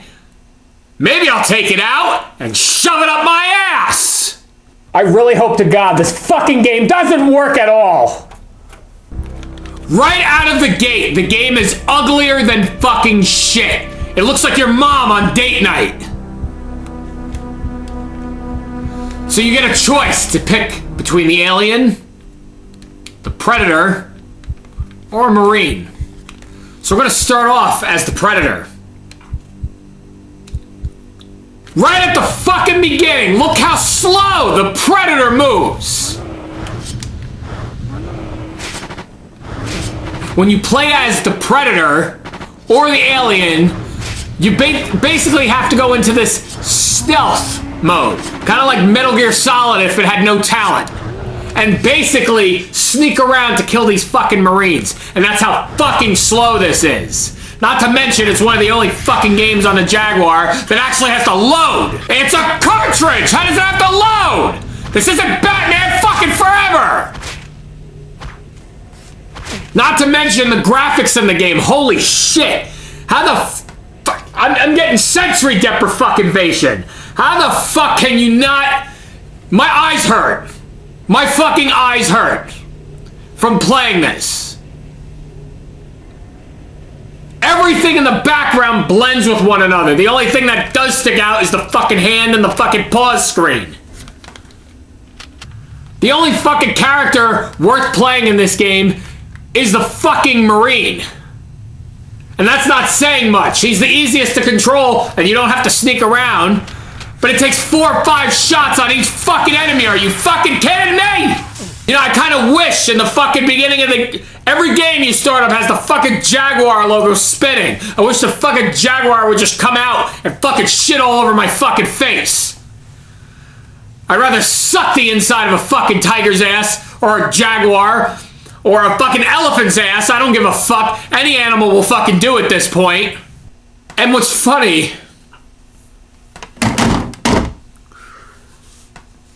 is I saved the best for last, thinking that a game that I had been waiting 15 years to play would be the game that would draw me towards the fucking Atari. The Atari Jaguar. And guess what? You've done it, Atari. You've officially drawn me away from actually wanting to own one of your consoles. And that's not bullshit. Genuinely, for the last 17 years, I've been wanting to own a Jaguar. And now I know how expensive the games are, how the console is, and how it fucking plays. And I could say, honestly, this: I will not waste my fucking money. If I want to play Rayman, I'll play it on the PlayStation. If I want to play NBA Jam, I'll play it on the Genesis. If I want to play it with my fucking dick, well, that's for another episode. How the fuck were you 2.5 years ahead of the game and still managed to fuck up what could have been a revolutionary console? And I personally hope I don't have to come into doing another console video for a long time. Because this fucked with me. This genuinely fucked with me. Because while there were games all around the fucking world, consoles, ahead of everything at this time, you managed to single-handedly not only fuck the game world up, but fuck yourselves over. Just like Sega. But whereas Sega started working for Nintendo, Atari, eventually, you hoard yourself out. And you stop making consoles. You count the VCS as a console? I count it as a cash grab for older morons. Yeah, that's right. I'm talking about anybody who owns a VCS is a fucking idiot. I own a VCR, and that's all I want to own. And that's not even by Atari. So go fuck yourself, Atari. Fuck you with my finger and twist it in like it's a fucking ear infection. But I digress. And while that leaves me to think about the innermost thoughts in my fucking head, where do we go from here? I don't know what to think anymore.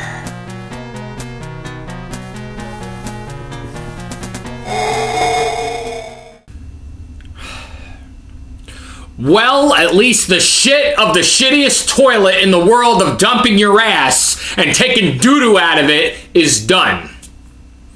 Finally, we're finished with the fucking Jaguar, and we can talk about something a little bit more calmly today. Figured I'd go in a different direction, if you might say. As if the ending of my Pokemon-themed fucking videos hasn't changed in the last 5 years. Well, then you'll know this. Today, we are reviewing one of the earliest Sega games on the Genesis, and that is Altered Beast.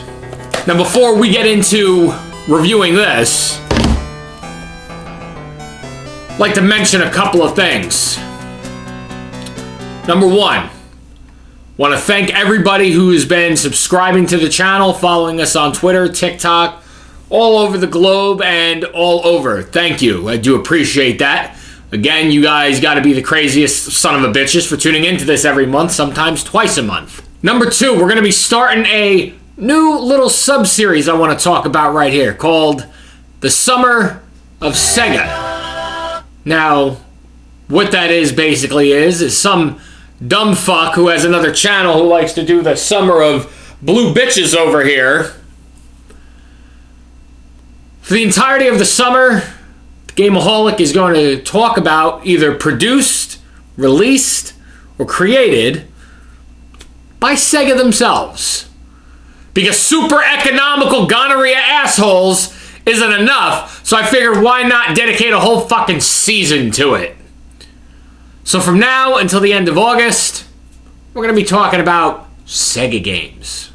But today, we're going to talk about an actual good game for once. Innovative for its time, and shitty as well.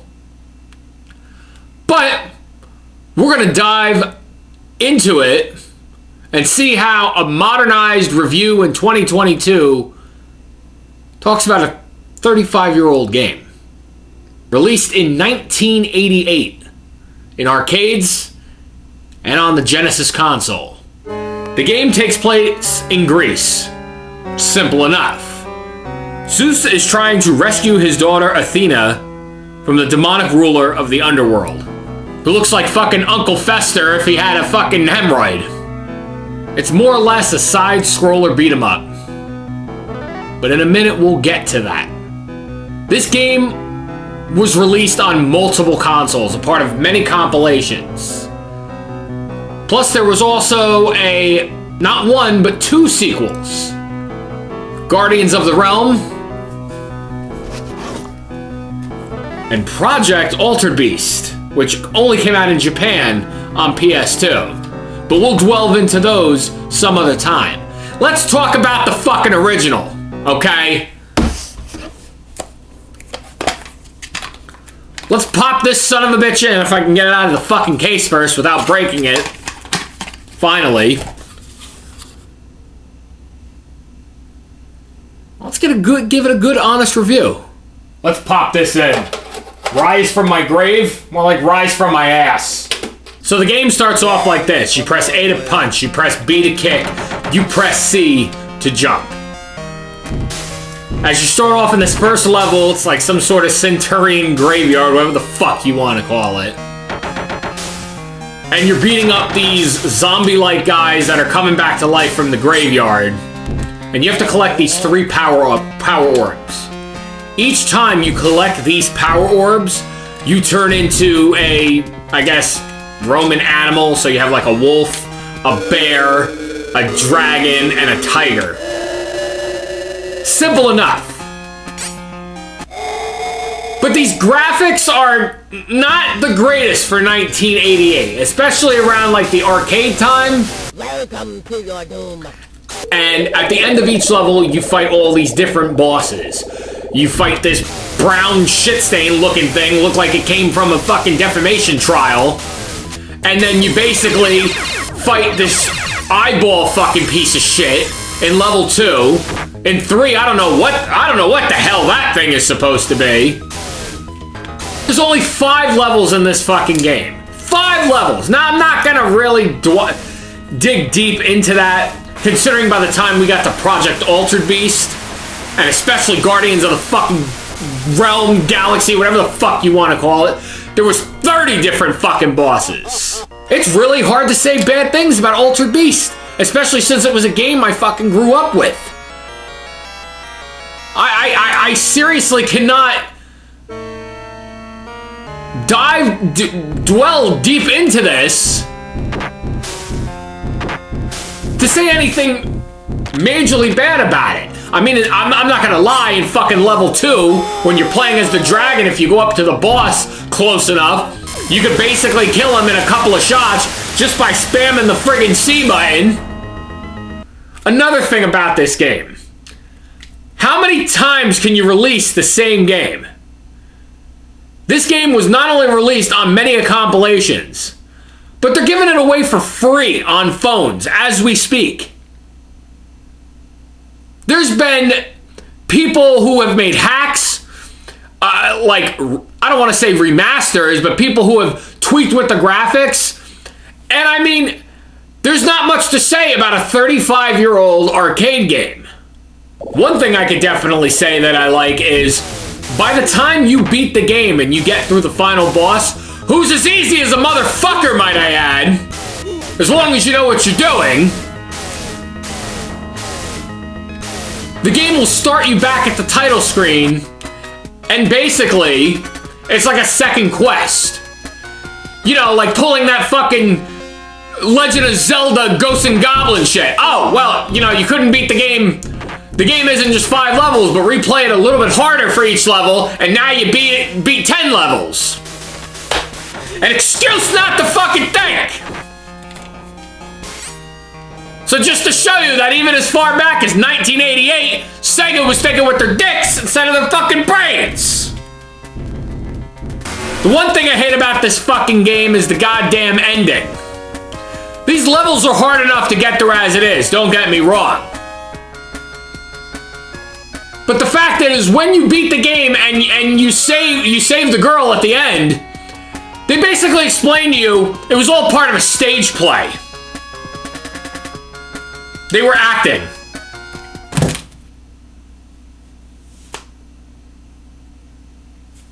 So even 35 years ago, it was for fucking nothing. Thank you, Sega, for making me feel like nothing. And by the time on this fucking channel, when I start to get to cover Guardians of the fucking Realm and Project Altered Beast, I'm hoping to be 1,000 or dead by then. Because those games are fucking shit. And I mean, who the fuck is this guy anyway? Who the fuck is this guy you're playing as? Zeus's fucking son? You know, with the brown hair? And the bulky fucking arms? Reminds me of somebody I think I know.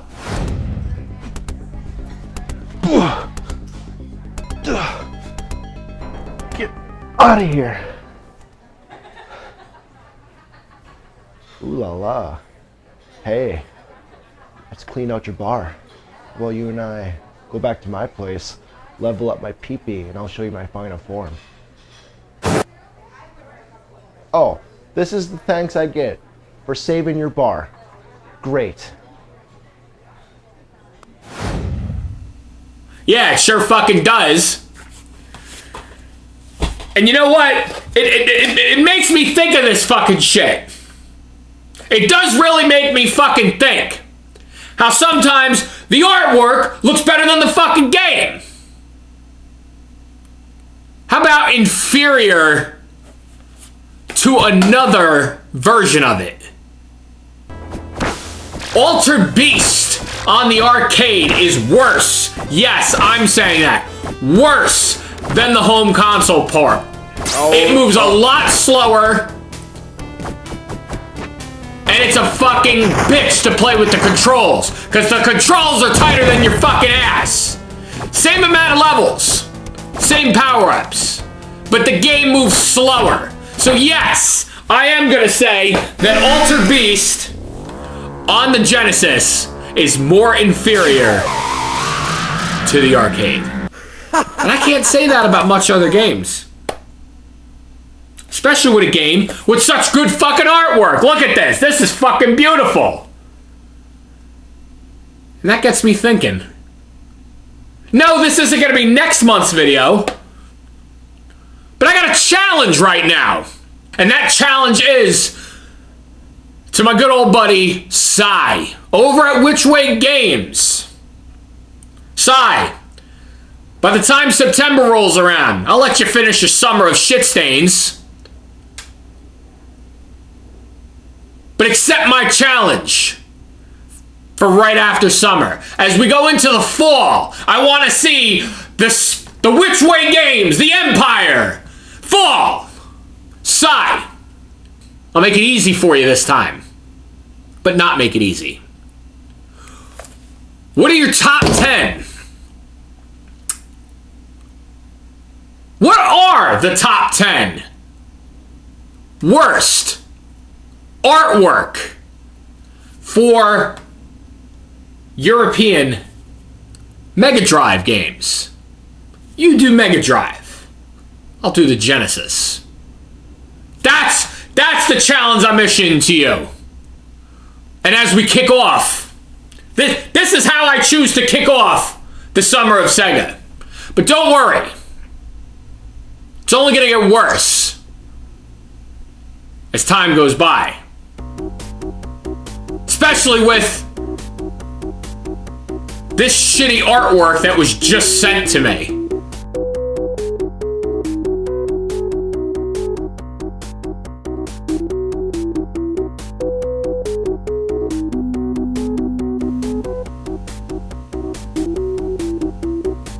Are we fucked? Or are we fucked? We now welcome you back to fun with painting, with our good friend, Andros. Okay, and as you see, what we have in our beautiful painting here, we have this tree, we have this rustic barn right to the right of it. Now we're going to draw my favorite part of the whole thing, a happy little bush. Right over here, right in this big area here. Don't you tell anyone about that bush. You hear me? What? No, Bill, I don't care. Somebody's gonna blab about that bush. Well, you can go ahead and fire me. You know what?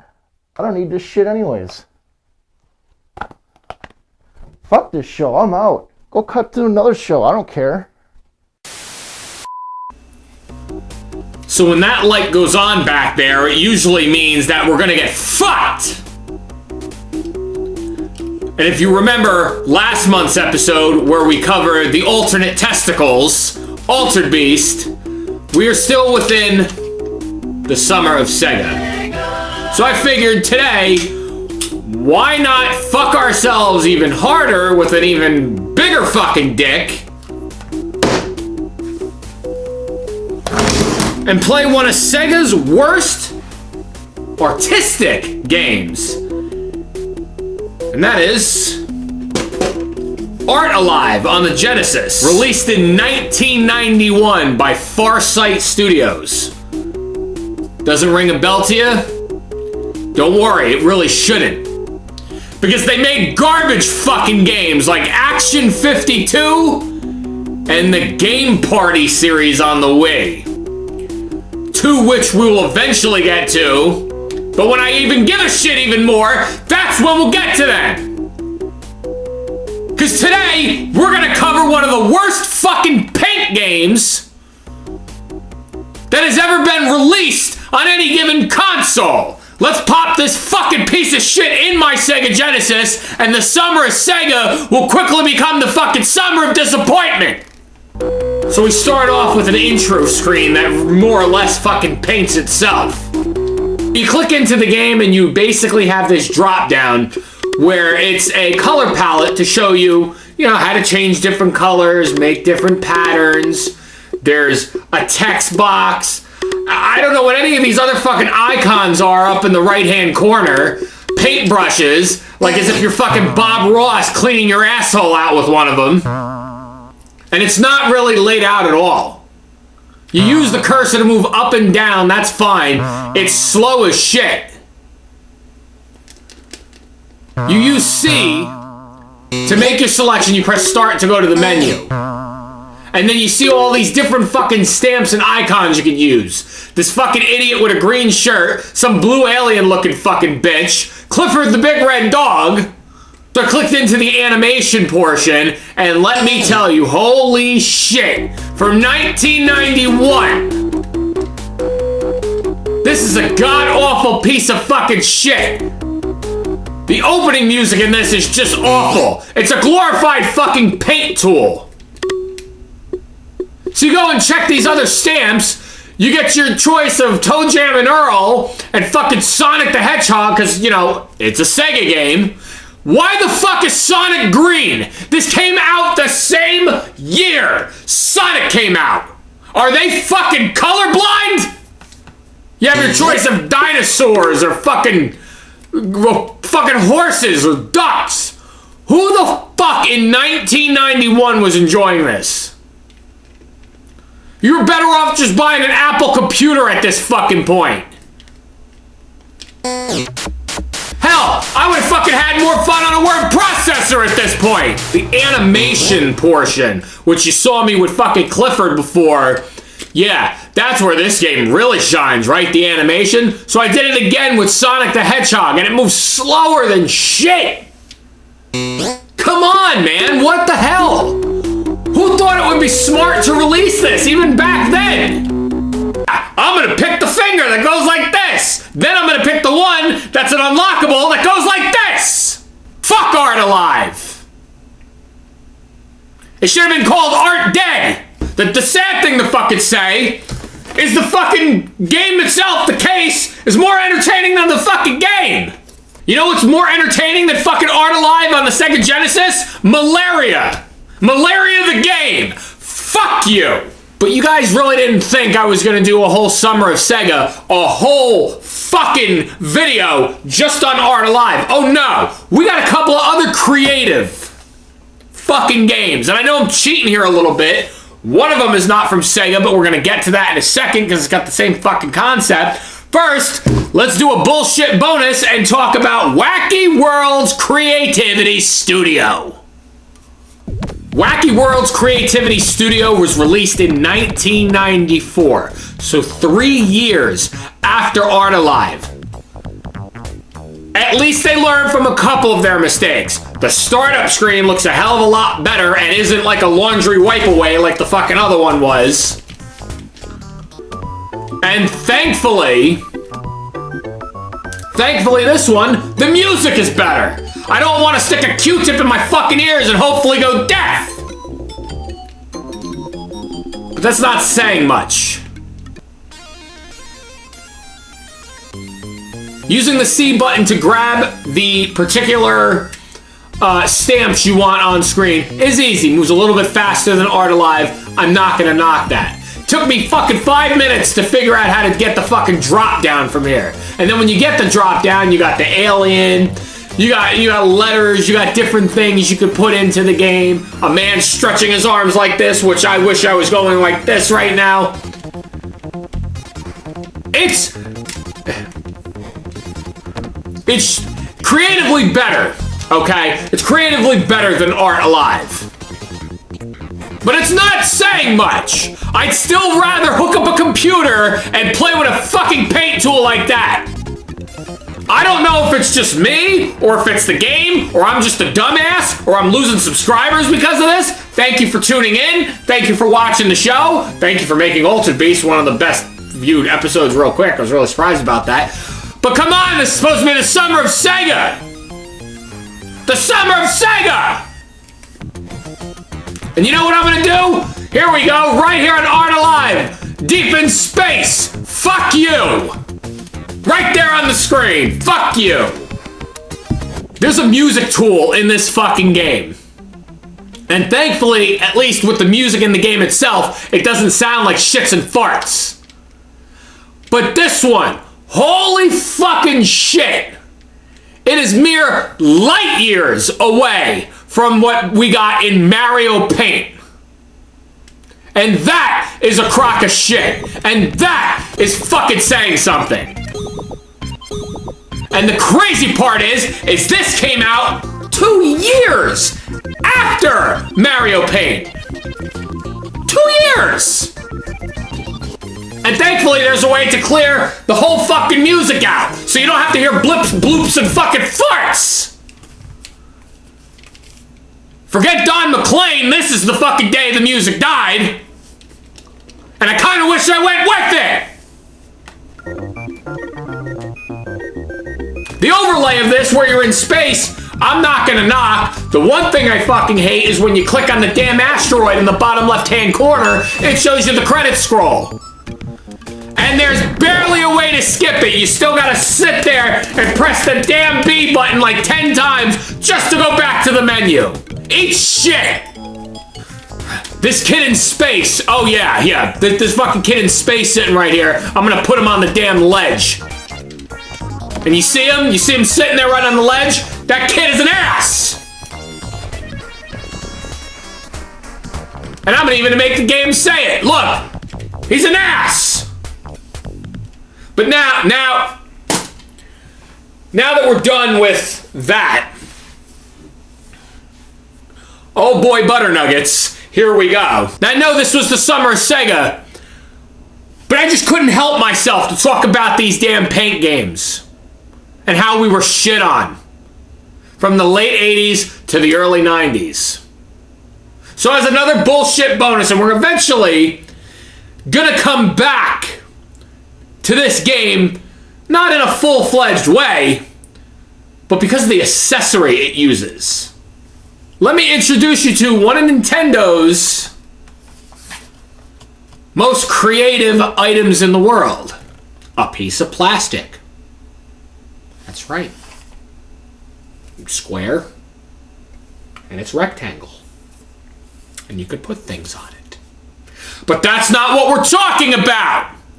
We're talking about the accessory that comes with it! Ladies and gentlemen, the SNES mouse.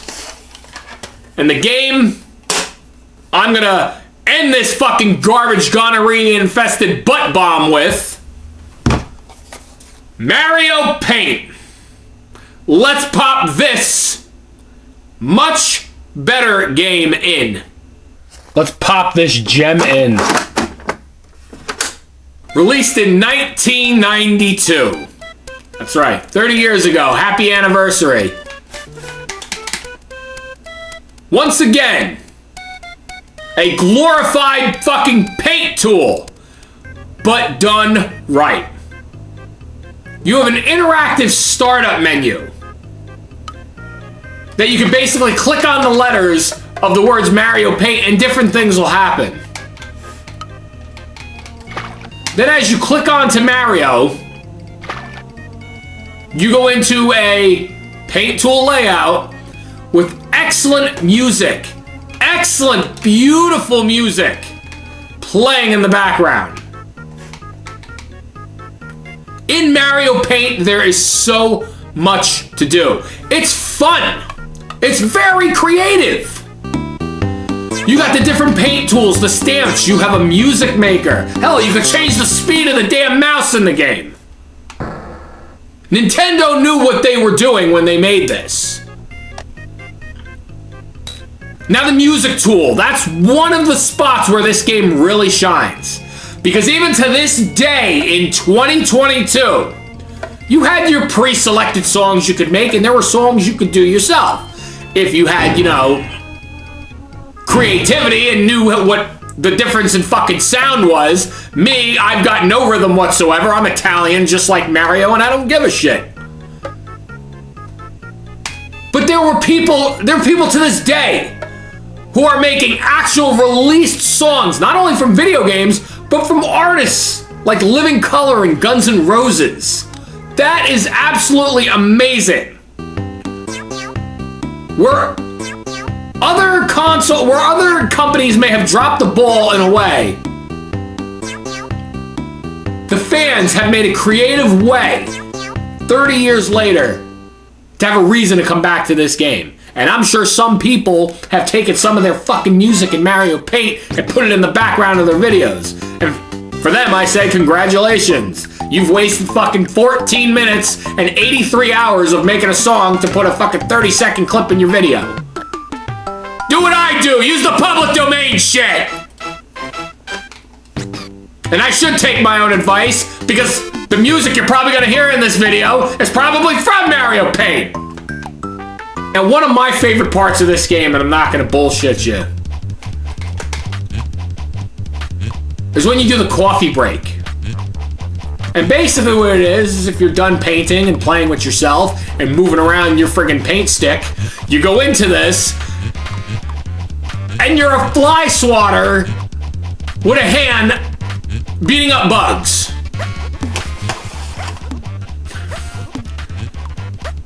It sounds stupid, but it's addicting.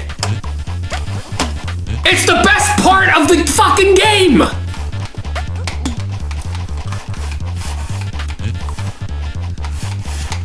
You are literally just sitting here trying to beat up these flies, these bees. You even have the damn bomb from Mario to beat up. That is absolutely insane. When you get hit by these damn bugs, the fucking hamburger helper hand right here fucking screams annoyingly. Probably the worst thing I could say about the game. But other than that, listen. Mario Paint has got to be one of the best games to utilize the Super Nintendo mouse. And I'm completely aware that we're missing games like Mario and Wario on the Super Famicom, Vegas Stakes, Caesar's Palace, Terminator 2, other games that utilize the mouse on the Super Nintendo. Well, eventually, we'll come back to these, because I'm sure there's plenty of shit. But relaying back to Art Alive and Wacky Creativity World fucking doo-doo ass studios, Sega, you really dropped the ball on those. You really fucked up. Where you could have shined. Nintendo grabbed you by the fucking balls. They grabbed you by the balls. 31 years ago. 21 years ago. I can't do math right now. So, if you're gonna give me a fucking mathematics lesson on my channel, hit that unsubscribe button and suck my ass. Because we're still in the summer of Sega. We're still in the summer of Sega. Oh, fuck me!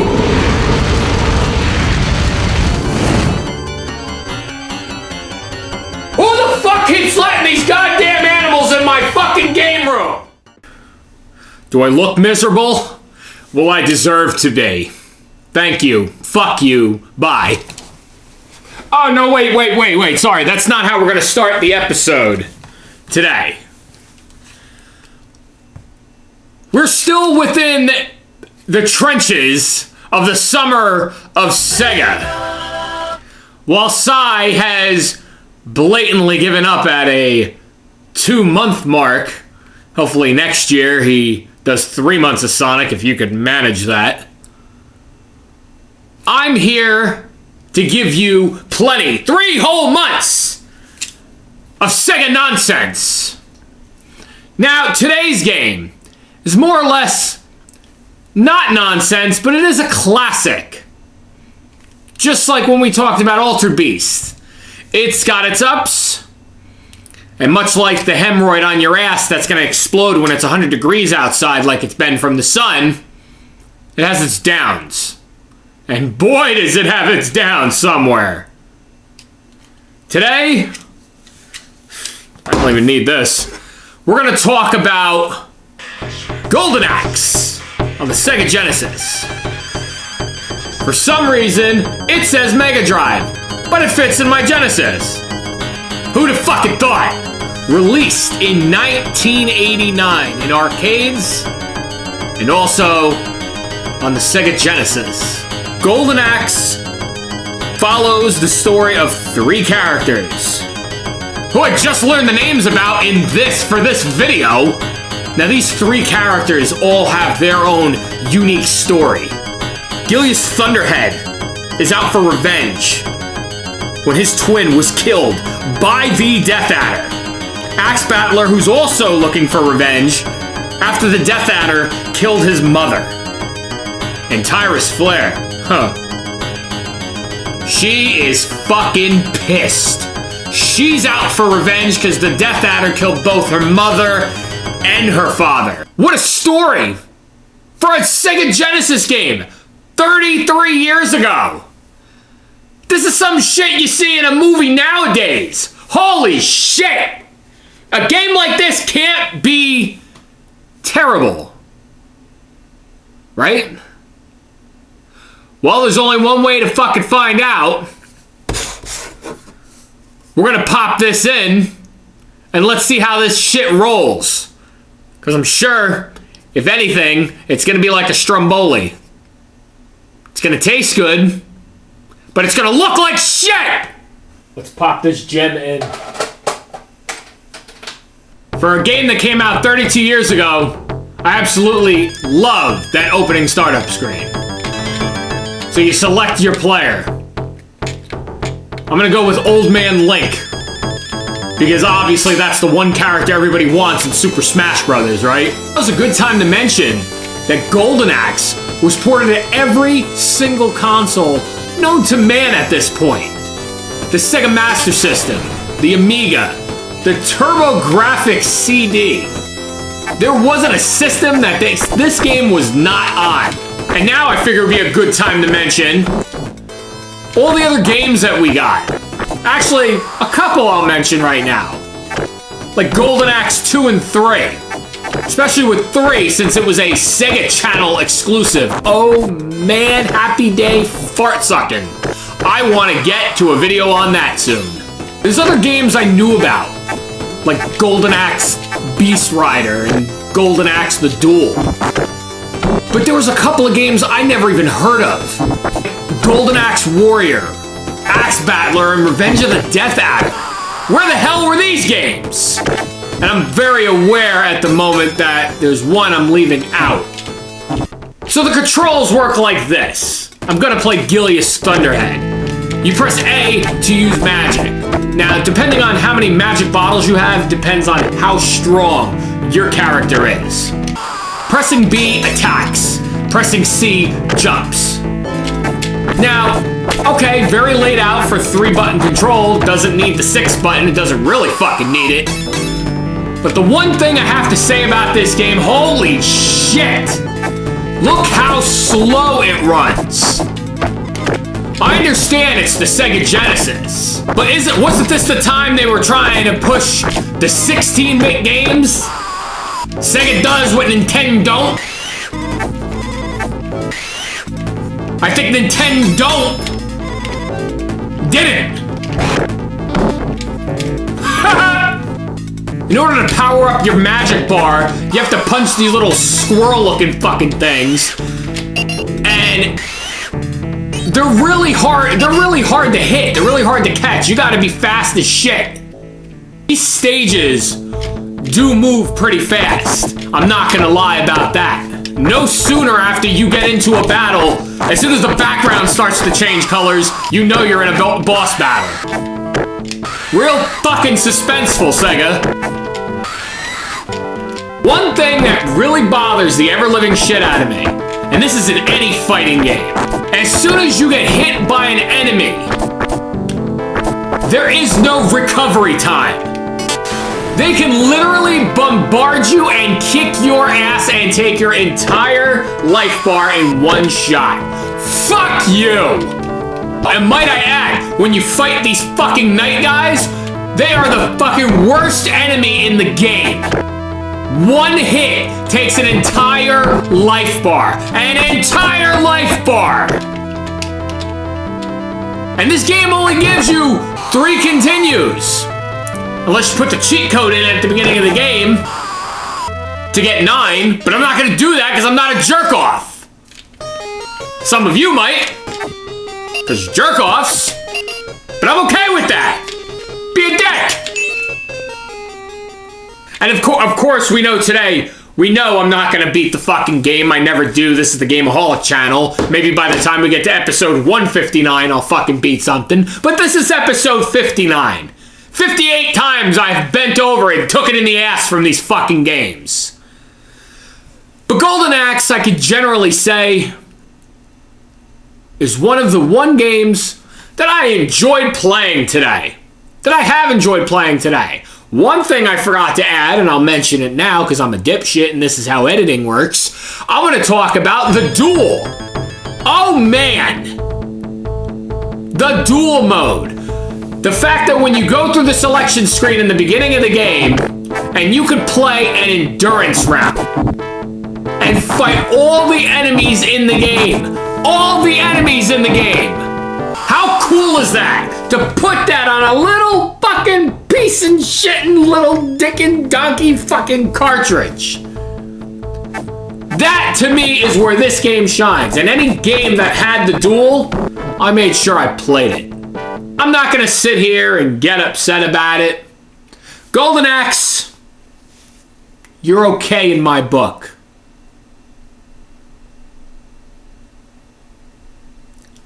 This version of Golden Axe is okay in my book. Let me finish a sentence before you cut me off and fucking say, okay, well, this is the end of the video. Goodbye, everybody. Play the fucking outro. No, that's not how it works. Because Sega, initially, in Europe and Japan, went and fucked it all up! Because Sega released the Sega Ages collection. In North America, we got what was called the Sega Classics collection. And boy fucking howdy, Golden Axe is one of the games that was remastered on this.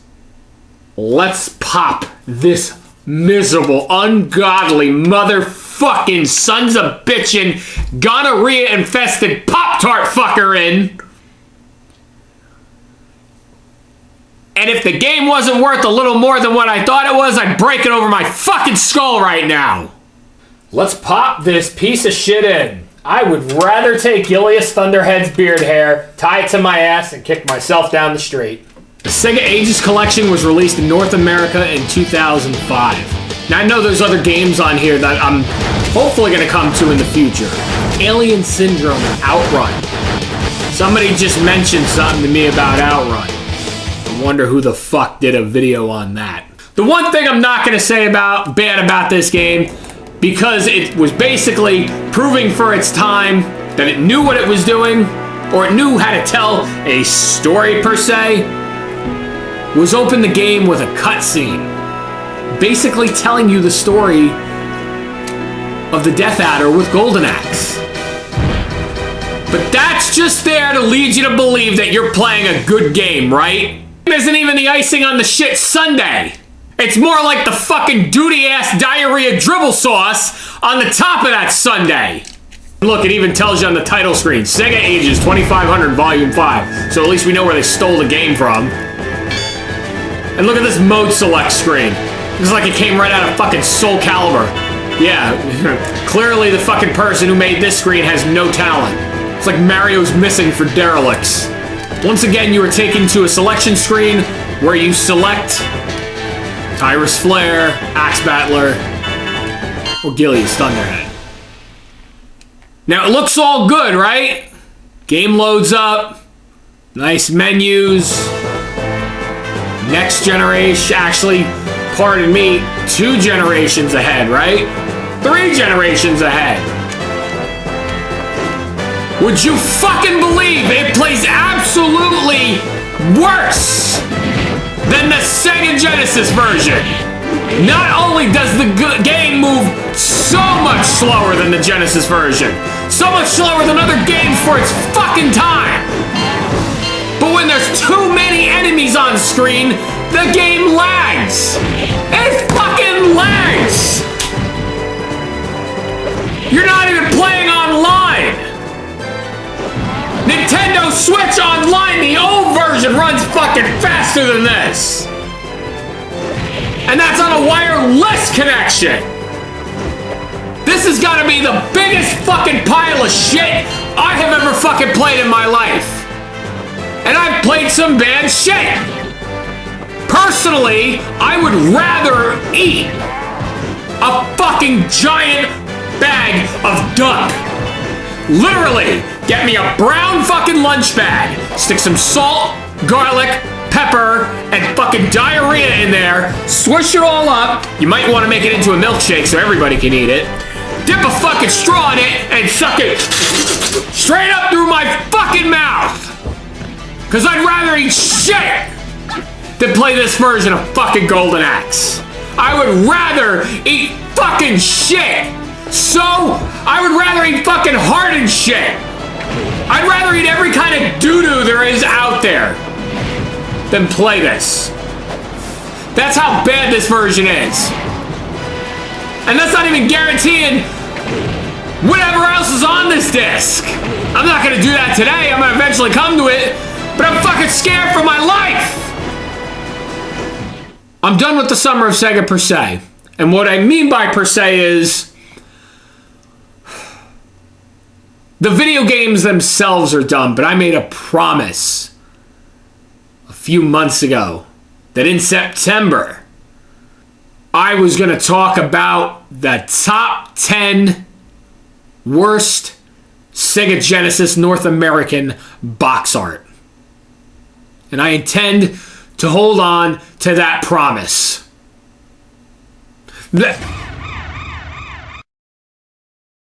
Wait, another challenge?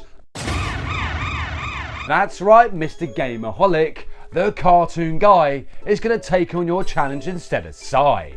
Hope you're ready.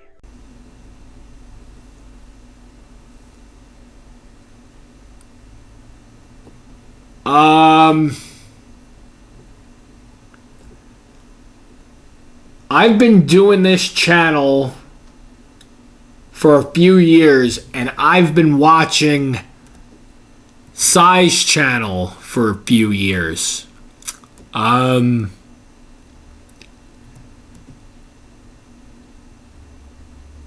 the fuck is the cartoon guy?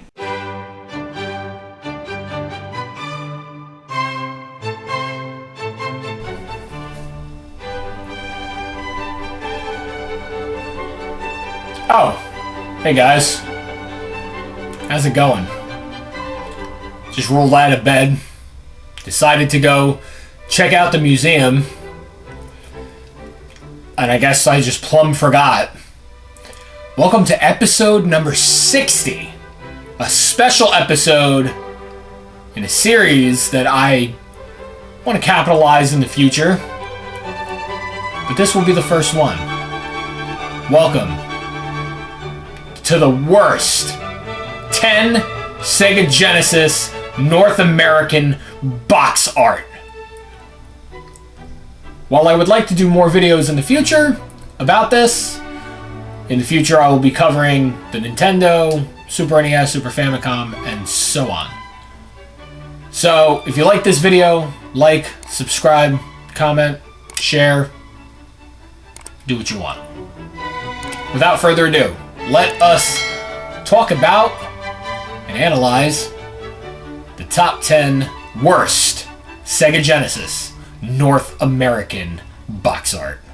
Coming in at number 10, Strider on the Sega Genesis. Do you fucking see this? Do you really fucking see this right now? He looks like the fucking father from Seventh Heaven. Plus, kind of looks like Zach Morris. And we all know Zach Morris is trash. Coming in at number 9, Zoom. Released in 1990. What the fuck is this? An egg-shaped turd with bat ears and legs? What the hell, did Pac-Man and Ozzy Osbourne have a fucking love child? What the fuck is this? It's like Master Hand, a clock, and a broom all fucked, and this is what came out. Yeah, I forgot to mention, it's a puzzle game. Coming in at number 8, Elemental Master. Released in 1993. You know, I think we can all draw attention to this. It's if Jean-Claude Van Damme were a fucking magician. Just look at that. He looks like Jean-Claude Van Damme is gonna come to your fucking birthday party and possibly take a shit all over your kid's fucking presents. Nobody wants that birthday cake. No one's gonna go upriver. Dumbass. Coming in at number 7, Bible Adventures for the Genesis. The reason this one is on the list is because it's a blatant fucking copy of the NES game. And the cartridge looks even fucking worse. Look at it. It's a fucking block turd. Who the hell was the concept art designer for cartridges with Sega during this time? Coming in at number 6, Subterranea. Well, I might get a little bit of flack for this, and people do like this game for some ungodly reason. It's a space shoot 'em up. What the hell is going on this cover? There's too much going on. I don't even understand it. And it's not like I'm being stupid and didn't do my research on what the game is about. I really do not understand what the fuck is going on this cover. So if somebody could sound off in the comments below what the hell all this is, I'd really appreciate it. Coming in at number 5. You're gonna think I'm lying when I say the title of this game. Funny World and Balloon Boy. I shit you not, that is the name of the game. And look at this cover. First off, it already looks like a fake Genesis cover, and I did my research on this. It's legit. Just look at that. You looking close enough? Winnie the Pooh is getting shot in the ass. Enough said. Like seriously, just stop there, go to the next game. Coming in at number 4, Dashing Desperados. Released in '93 by Data East. What the fuck is this? Just by looking at the cover, this don't even want me. This doesn't even pleasantly please me enough to buy the fucking game. It's like claymation Western people. It's like if Sunset Riders and Clay Fighter fucked and this is what we got. It looks so unfucking appealing. And no wonder it's on this list. It's a piece of shit, probably. But again, people say don't judge a book by its cover. Coming in at number 3.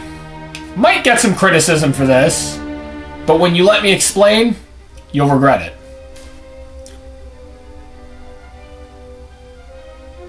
Indiana Jones and the Last Crusade. Do you see how bright yellow this artwork is? You don't have to worry about it popping out against the background. You don't have to worry about not finding it in the store. You don't have to worry about going into a store and your fucking son or daughter picking this game up and possibly being fucking blinded. Yeah, I wouldn't want to see this fucking game either. Especially with that damn logo right there, US Gold. Fuck US Gold. But the final 2 I'd like to talk about today is the one game coming in at number 2. I was really trying to figure this one out between who has the more worse art. Number 2 is Time Killers. Look at that fucking artwork. It is absolutely disgusting. I can't even tell you any of the characters' names. The artwork looks so fucking unappealing. This fucking game had an arcade game, for God's sakes. Because they thought that this game would be the successor to Mortal Kombat.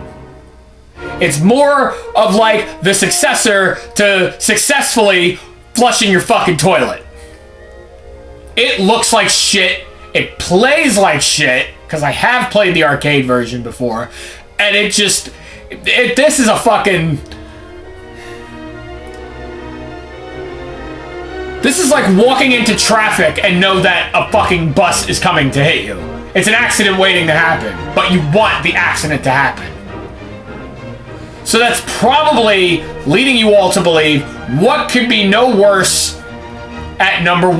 Well, I'm gonna skip through all the bullshit and tell you right now the number 1 fucking worst box art on the Sega Genesis is any Barbie game. That's right. Barbie. All these fucking covers are absolutely horrendous. They literally look like Barbie Supermodel, Barbie Vacation. They all literally look like they just took a fucking doll, put it on the back of a fucking screen or a green screen, just like I'm doing right here, and literally slapped it on a fucking sticker and sold it for $20, $30, $40, $50. However the fuck they sold it. Mattel, you ought to be a fucking ashamed of yourselves. What kind of fucking shit-piss marketing is that? The fact that you take a fucking toy, literally put it in front of a fucking camera that's probably 1,000 fucking years old, older than your mother's ass, snap a shot, paste it on a fucking sticker, and throw it right on a fucking cartridge. You got a lot of balls to do that. Whereas a lot of these companies, like fucking the one, even with fucking Strider and Dashing Desperados, you could see they're either drawn or they're done on a computer. This is flat out just holding a fucking doll in front of something and putting some text over it. Go fuck yourself, Mattel. Fuck you, Barbie. You fucking blonde-haired stupid bimbo wanting Ken. I'm a Barbie girl in a Barbie world, bitch. Wrapped in plastic. Suck my ass dick. You fucking bitch. I'd like to thank you guys for tuning into this video. And as if I haven't mentioned, don't forget to check out Size Top 10 Worst European Mega Drive box arts when he posts the video.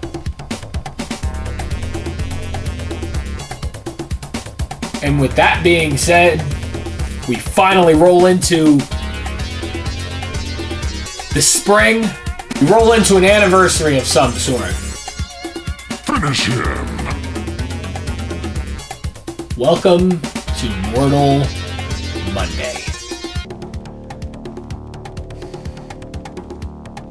What did you think? I was gonna go through all this trouble just to, do something on a green screen and rip his head off? No. This is more of like a retro joke. Game-O-Holic wins. Balls of Calabi. Yeah, let's just kind of run the episode. Well, now that the summer of Sega is done and I'm sick and tired of looking like a fucking mop like I've been, look like you could fucking stick my head on the floor with diarrhea and doo-doo, pour some sawdust down and wipe it up. Let's get down to business. I promised you guys something good last time. Well, I'm promising you something mortally good. I promise you immortality. I promise you 10 wins for us to take over Earthrealm. Well, we live on Earth. We don't live on fucking Pluto, which apparently is not a real planet. That's been studied. That's been tested. Test on these, because both of these balls is like Saturn and your anus. Not Uranus, but your anus. Anyway, today's game we are going to review today is yet another classic. Yeah, I'm aware that we're done with the summer of Sega, but I would figure, what the fuck? Might as well talk about it on this console, because this is the one I grew up with. Mortal Kombat for the Sega Genesis. This game was released in arcades on October 8th, 1992. A lot of us would hover around in the arcades back in the early 90s, watching other kids fighting, attacking one another, standing in lines just to get a hand on each other after Pit Fighter was apparently something exciting for people, and we already fucking talked about that piece of fucking Jean-Claude Van garbage. Gives us time to talk about this. While your friends were jerking each other off and playing Clax or Pac-Man, all the big boys and girls were standing in line next to Street Fighter and Mortal Kombat, watching all the older kids try to one-up one another and pull off special moves, special attacks. And it would be like that for months. But it wouldn't be until September of 1993. where we would all embrace the full effect of Mortal Kombat on the home console. That's right, everybody. Mortal fucking Monday. I remember Mortal Monday not at all, because I was like 3 years old when it happened. I was more in tune with Mortal Kombat when 3 and 4 came out. So I didn't get my experience with 1 until a little bit later on. But boy, I was happy when I did. And the first time I ever played it was on the Sega Genesis. And that's what we're gonna fucking talk about today. Because almost 30 years later, I guarantee you that fucking experience is like your sister's ass on a surfboard. Flapping and flopping and slamming into fucking things. But at the end, you're just gonna glide up and say, okay, I'm here. What do you want me to do next? What I want you to do next is shut the fuck up, listen, and watch me fucking play Mortal Kombat. That's right. Fuck everybody else. I matter. So, with that being said, mortally go fuck yourself. Let's go back and play the original Mortal Kombat 1, not like the crap they pulled in 10 and 11 and the remake that goes back and spoiler alert, suck my ass. Let's pop it in. I hope Raiden's lightning rod hits me square in the dick. So the game is by Probe and Arena Entertainment. The same fucking people who released Batman Forever. This is a great way to start. A to punch, B to block, C to kick. Now, if you're one of the people who were a dimple on somebody's ass, just like me, and didn't have the money to afford a 6-button control, you played with the 3-button, and that's exactly how I grew up with it. So you have to press directionally back on A, directionally back on C to do the high punch and the high kick. Well, that just makes it real fucking good. I'm not going to sit here and explain the story to Mortal Kombat. You got 28 games that have been released under different names that you can fucking figure that out with. Shang Tsung basically wants to own fucking Earthrealm, and they've won 9 damn tournaments already. They gotta win a 10th one, blah, blah, blah, blah. Goro's the champion for 500 years. Same thing as your mother's ass. She's been sleeping around for 500 years. Okay. Well, first thing I don't get is fucking Sonya Blade's outfit. Who the hell dresses like that for a tournament? Yeah, I guess she's trying to get, more than just a win in the tournament, if you catch my drift. Fuck this, I'm playing a Scorpion. Why? Because in MK1, I'm a cheap son of a bitch. That's why. While the Sega Genesis version doesn't have a lot of frames of animation like the arcade and even the Super Nintendo, the Sega Genesis does have the ABACAB code, the ABBCAB, whatever the fuck you want to call it. I don't remember off the top of my head. I'm not going on a website to do it, but you know what I'm talking about. Is to give you the uncensored fatalities. And to give you the blood. That is one thing that this fucking game definitely needs, is blood. One thing I have to say is Genesis had a 2-year advance on the Super Nintendo. Fair enough. Good job. But I never understood why the fuck, Sega, why your sound card sucked. Especially for a game like MK1. The intro screen is probably the best song in the Sega Genesis version. Remember when I made that statement before about I grew up playing Mortal Kombat 3? Yeah, you probably weren't paying attention because you were busy jerking yourself off and trying to call up the people from Crazy Taxi to have them bring the Offspring back, which wasn't gonna happen, so get over it, deal with it, fuck you, suck ass. And we were talking about Mortal Kombat 3. Well, yeah, Sega Genesis does have a pretty shitty sound card, but with MK3, oh boy, it was fucking amazing. Eventually, we will talk about 3 some other time, but we're still talking about 1. Now the Test Your Might and MK1, absolutely classic. Not gonna knock it. The game is just extremely tight to play on the Sega Genesis, okay? You need a 6-button controller. The only reason I play a lot of these games with the 3-button controllers, because, you know, if you paid attention to my fucking channel trailer, you know, from 5 years ago that hasn't been updated since then because I've had no time and I don't care, is the fact that these are the games the way I saw them. And this is actually how I played this back in the day. Was with the 3-button controller. There's every regret in my fucking life for doing that. I regret every fucking second of it. Because I guarantee you, unlike these fucking Sega versions, there was a pause button. Probably not, but one can dream. So for the longest time, I never understood the whole one unlockable thing in Mortal Kombat 1. Yeah, it's not really unlockable, it's just something that fucking randomly happens. Is how you initiate the battle with Reptile.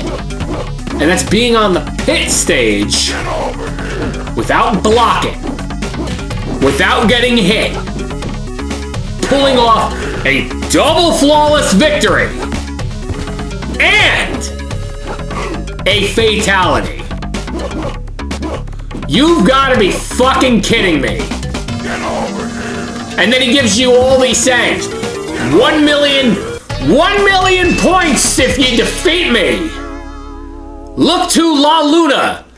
I guess Luna is supposed to be the moon or a pizza place. I don't fucking know. I particularly don't give a shit because in all the times I've ever played this fucking game, I've only fought in Reptile once. Because guess what? When you play 2, he's right there at the start. Thank you, Mortal Kombat. Thanks, Ed Boon. Another thing I want to address on this channel is, usually I'm not the movie buff fanatic, but for a movie that came out, what, 3 years after the arcade game? I'm not going to knock Mortal Kombat the movie. The first one. We're not going to talk about Annihilation, whatever the fuck they call it, because that's a piece of shit. But the first movie ties pretty good to the games. The only thing that kills that was the fucking PG-13 rating. Much like it coming full circle when this game was the reason that the rating system got started in the first place. So I thank you for that. I hope Scorpion's spear gets stuck up your fucking ass, and then Sub-Zero freezes it off while Reptile is spitting fucking acid at you, and Rain is watching you, and then apparently Shiva walks over with her 4 arms and flips you off fucking 4 times. Fuckhead.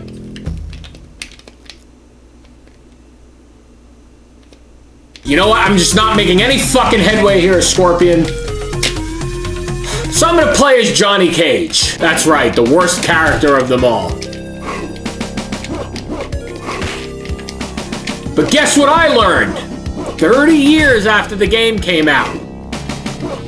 Goro's a fucking bitch. I don't care who or what character you play as, he's a fucking pain in the ass. But playing as Johnny Cage, if you play it cheap and you keep low blowing Goro in the pecker, it does more damage than just punching or kicking him. Holy fucking shit! Did I just find something new out? I feel like I just found Jesus. I feel like I found a way to part the sea. But it gets worse after Goro. You fight old man Hulk Hogan himself, Shang Tsung. And that's the thing. Outstanding. You've defeated Shang Tsung. Now we get to see the best part of the Mortal Kombat games. You're the Supreme Warrior, the ending. Through the battles and life of our death situations faced during the tournament, Johnny Cage learns the true importance of his fighting skills. He also realizes the potential of the tournament. He returns to Hollywood after defending his new title as Grand Champion. Cage goes on later to film Mortal Kombat, the movie, and its many successful sequels. Well, first off, that's a fucking lie! Because the first movie was successful, but that wasn't until 3 years after the fucking game came out, and Annihilation was fucking garbage! We didn't get a good movie until 2021? Are you fucking kidding me, you lying sons of bitches? That's his fucking ending for Mortal Kombat 1? Are you fucking shitting me? I've seen his fucking ending for Mortal Kombat 4, and that was fucking bad. I don't know what to say. That motherfucker. You know, playing these fucking games, dealing with fucking giant. You know, now that I think about it, with Johnny fucking Cage, he's a real person. He exists out in the fucking world somewhere. I'm sure Johnny Cage's ending in an alternate universe somewhere went a little something like this.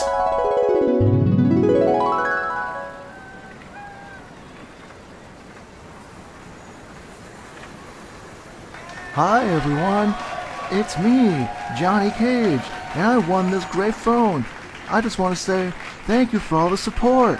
If it wasn't for you, I wouldn't be here at all. I only have one question. When am I going to face some real competition? Aw, don't be like that. Don't get all silent on me now. It's a real question. I just need to know these things. Well, hey, stop that. Hey, stop. No, no, stop. That's no good. Oof.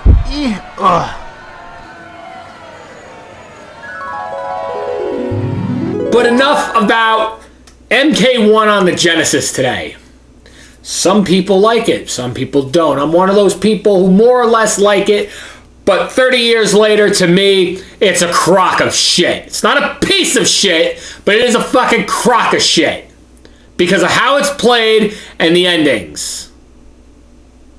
But there's a version of Mortal Kombat from back in that day that is fucking garbage. And for a bullshit bonus today, let's take a look at it. Mortal Kombat on the fucking Game Boy. Let's pop this in. I got as much hope to play this as I do Special Forces. We're playing on the Game Boy player using the GameCube for a little adjusted shit-stained flavor. And because, oh boy, we got something to talk about. Right off the fucking bat, Johnny Cage is not in the game. You're lucky. Nobody wanted you here anyway, you fucking generic douchebag. It's fucking amazing how I won a round because the time ran out. The time moves faster than the fucking characters do. The next thing. How the fuck do you assign a 6-button fighting game to what should technically be played on a Game Boy to a 2-button interface? You gotta be fucking kidding me! I understand that the Game Boy had to have limitations, but I can't even fucking throw Scorpion's fucking spear! Look at this! This is bullshit! I'm kicking! I don't even want to kick! It's a fucking joke! The movement is terrible. The music is terrible. And if you think you're gonna pull off a fatality in this game, you have a better chance of getting pregnant. This fucking game is absolutely fucking bullshit.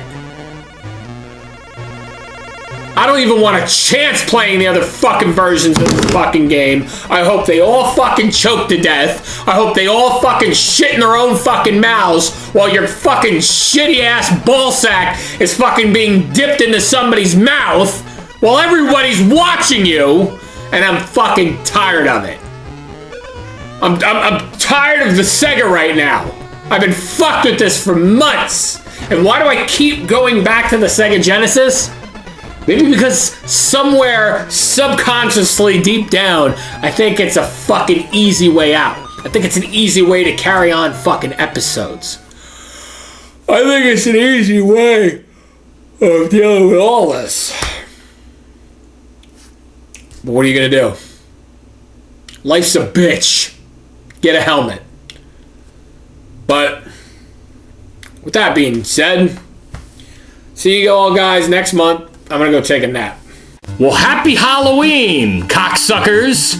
Gameoholic here. And welcome to prime time, bitch. Motherfucker, that's my line. Yeah, and what are you gonna do about it? It's my show. Anyway, today we're gonna be talking about your game, A Nightmare on Elm Street, on the Nintendo Entertainment System. Yeah, that sounds about right. So what do you want me to do about it? I'm here to haunt your dreams. Well, I think this game's gonna haunt my fucking dreams enough, you fucking broiled, braised, fucking beaten bitch! You know what's amazing, Gameoholic? For games that bear my resemblance, these games fucking suck. What gives with that? I don't know, but one thing I do need to address is 4 people want to play this fucking game. 4-player game. I don't even have 4 fucking friends. Gameoholic, what is that music? I don't know. Woo! Oh my god, it's Michael Hayes! No. What are you talking about? That's not Michael Hayes, that's Ronnie Garvin. Wait, it's Carrie Von Erich. Is that before or after the... Anyway. Woo! The nature boy! Woo! It's happy you happy! Come here, brother! Woo! No. See, there's more than one thing I need to question about this. Ric Flair, what the fuck are you doing here? Woo! I heard you wanted this game, brother! Wanted to play! Thought we were gonna do your game today. Woo! 16-time world champion! 2-time Hall of Famer! Why did you call on your episode, brother? Woo! You know what? I have to say, I'd rather play this than my piece of shit game. I'd rather him just read from the script. Well, I guess better late than never. Today we're gonna review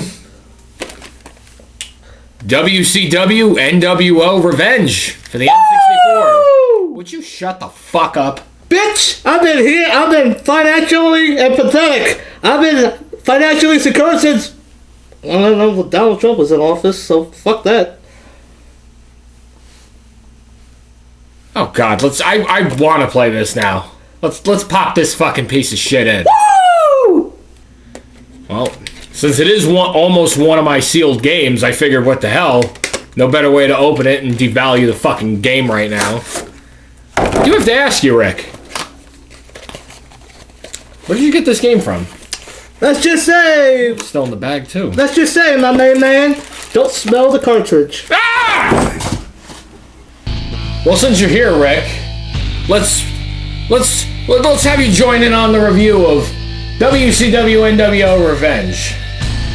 Wow, brother, I have another special prize for you. It is an enforcer, and I'm not talking about the former enforcer, Arn Anderson, my best friend. God, it's not another alimony check, is it?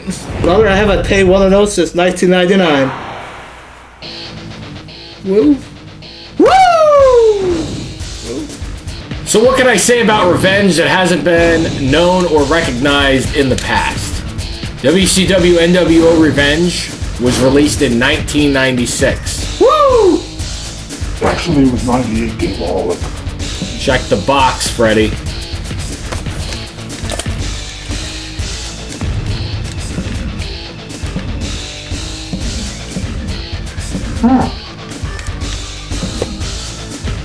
I've misspoken. Anyway, so one thing I have to say about WCW NWO Revenge is the array of arenas, the array of characters that you could play as in this game. There's a lot of people. You have almost the whole NWO black and white. Woo! the NWO Red and Black. Woo!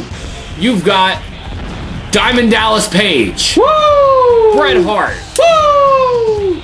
Jim the Anvil Neidhart. The Woo! British Bulldog. Woo!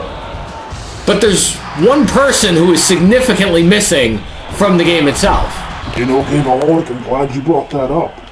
And I think we all know who that is. Freddy fucking Krueger.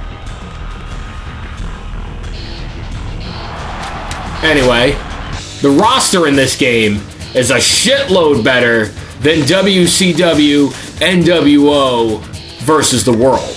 Woo! It worked on that Aki engine that has been used for some of the greatest wrestling games that have ever come out. Like WrestleMania 2000 and WWF No Mercy. Two of the greatest wrestling games in the world. But there's one thing I got, other than the great array of arenas like Starrcade, Nitro, Sold Out, Sold In, Sold Your Ass on the Street for $50. That's probably one of my ex-wife. Woo!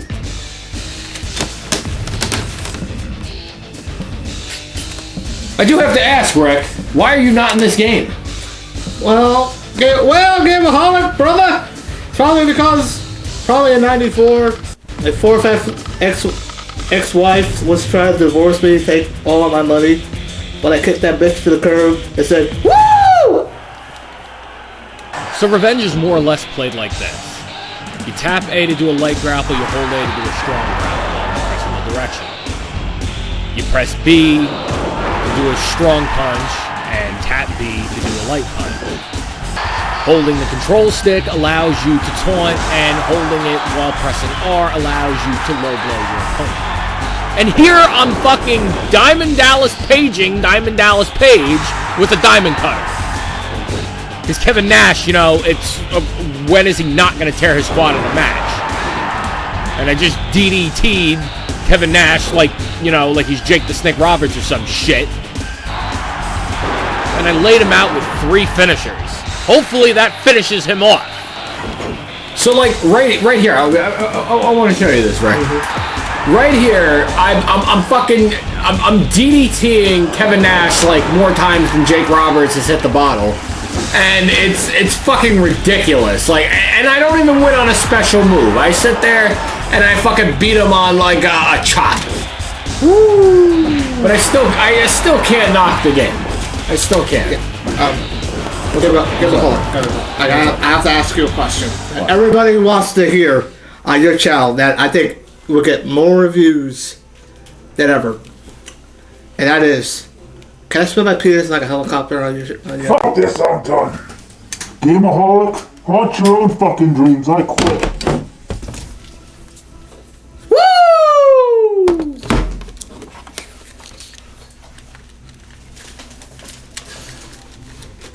If you're talking about spinning your penis like that, then we...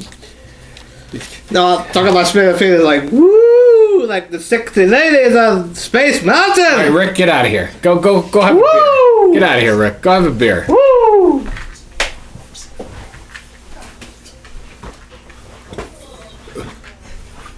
I'm tired of this shit. I mean, what else can I say about WCW NWO Revenge that hasn't already been said? The game's great, but it has its flaws.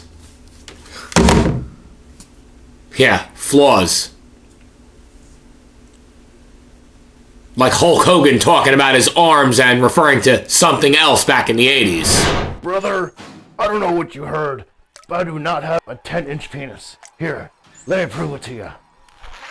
And that was another thing I never understood about Sting in these video games.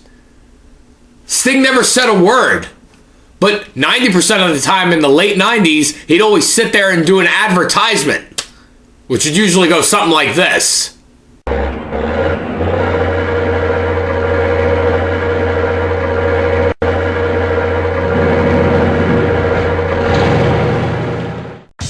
Get ready for the greatest games of all time and the greatest wrestler of all time, Sting. NWO Revenge and WCW. Critics are saying they're the best games ever played. 5 stars, a must play. WCW NWO Revenge. Get in or go fuck yourself. It's one thing I forgot to mention about the wrestling games. And it's this.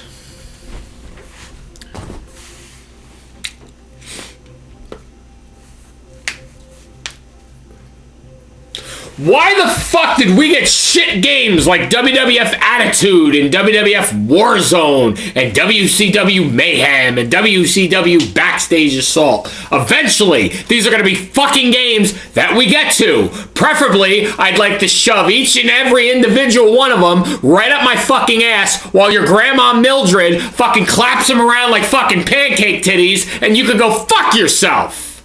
But I digress. And a lot of people are thinking, well, other than playing with your ass and playing Parcheesi while Cool Spot and your friend Aladdin watches, what am I going to do next month? Where could the Gameoholic go?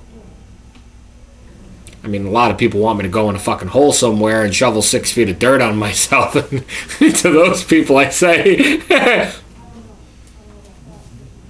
But I figure, why not do a game that I have referred to in the past? And you know what it means? It means you did something. It means you really did something. It means you burnt the risotto, bitch! Oh. What the fuck? Oh, I mean, I own this.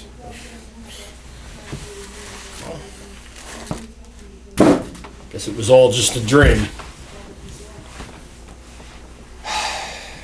Today, we're going to review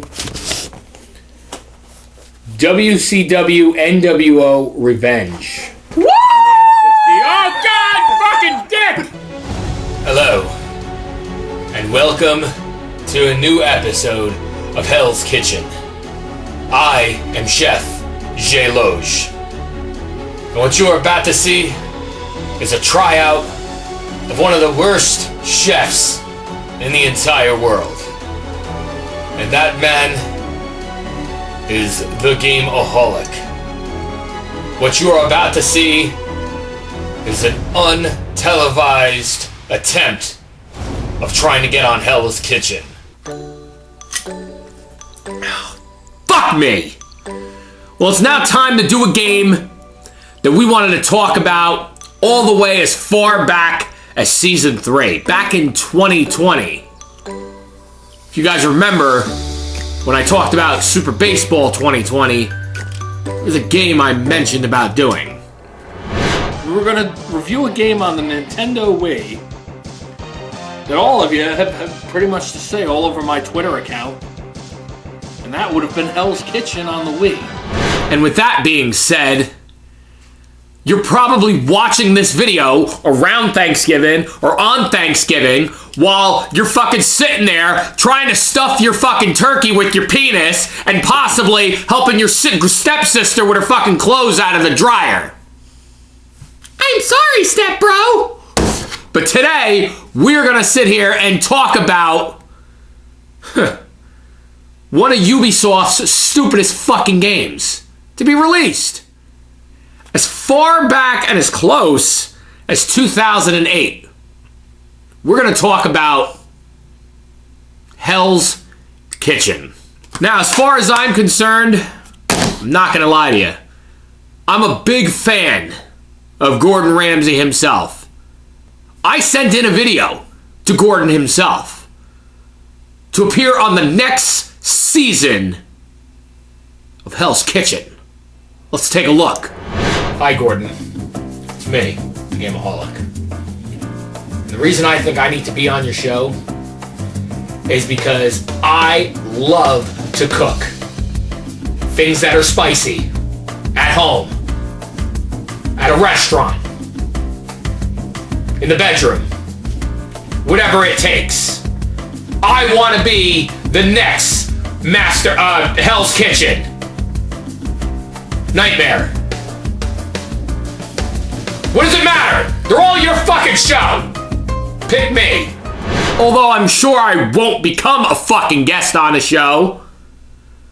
Probably criticize everything I make anyway. All you do is make people cry and piss themselves.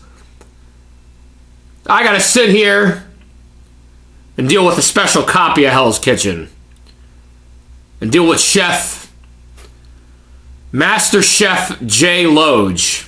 Which is fine by me. Because I'm sure I'll have plenty to say about that motherfucker by the time I'm done with this fucking game. So let's pop this fucking cookie-cuttered cocksucker in. And hopefully it fucking burns out my fucking Wii. Let's pop this fucking game in. The only thing I'm burning is the fucking shorts with the diarrhea I'm getting from this. So the game starts off like this. You have 7 days to make these recipes and become a master chef of Hell's Kitchen. Today we're gonna make a warm vegetable salad with a carrot and ginger vinaigrette. Probably tastes like piss and nutsack. The game's controls gotta be the easiest fucking thing known to man. You literally move the cursor and hit the A button. It's really all about the timing. So your first customers have arrived. And you have to hit that little lantern on the corner to greet them. So what I don't understand is where are all the other fucking waiters? You're a waiter. You're the only waiter in the fucking restaurant.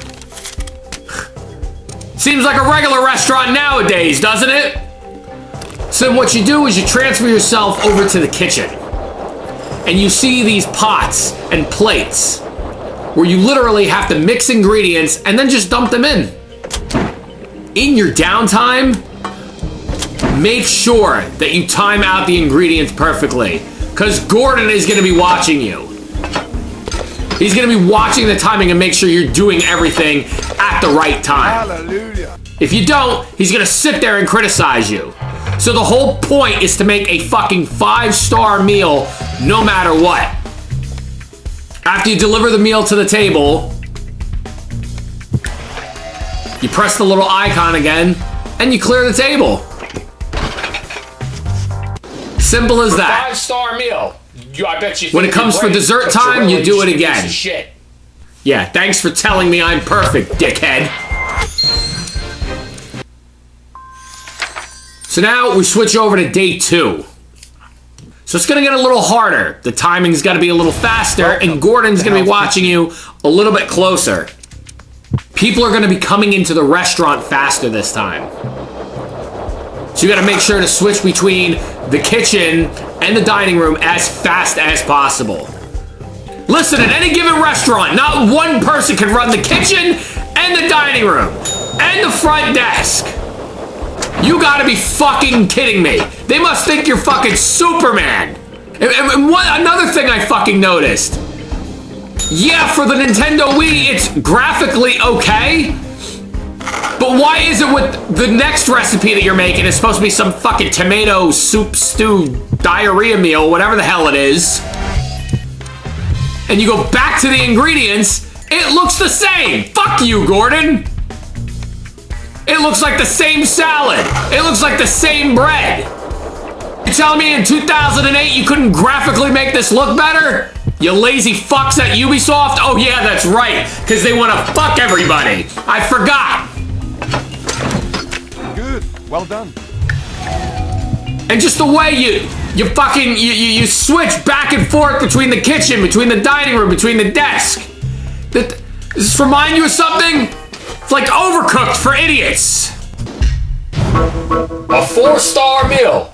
Excellent. You could do better. One thing I will say is that the interface, pretty damn easy for 2008. I'm not gonna lie. The doors are opening right now. But you're literally using a remote control with a sensor to make food. Really? We could have made this a fucking bonus option on a fucking DVD. Welcome to Ubisoft. Television for idiots. Gotta love how the hand icon when you hand off the food turns into a pitchfork. You know, just like in Hell's Kitchen. I wish that pitchfork would be stuck in my fucking eye so I wouldn't have to say this shit anymore. As the days go on, you get more ingredients. You have more combined recipes. You have to be faster. Then they add desserts in, which means you have another meal that you have to go back for. You have to always make sure you are constantly shifting between the kitchen and the dining room. You even have to keep double checking the front desk all the fucking time. Because otherwise they're gonna fucking walk out and go to Applebee's or some shit. Who the fuck cares?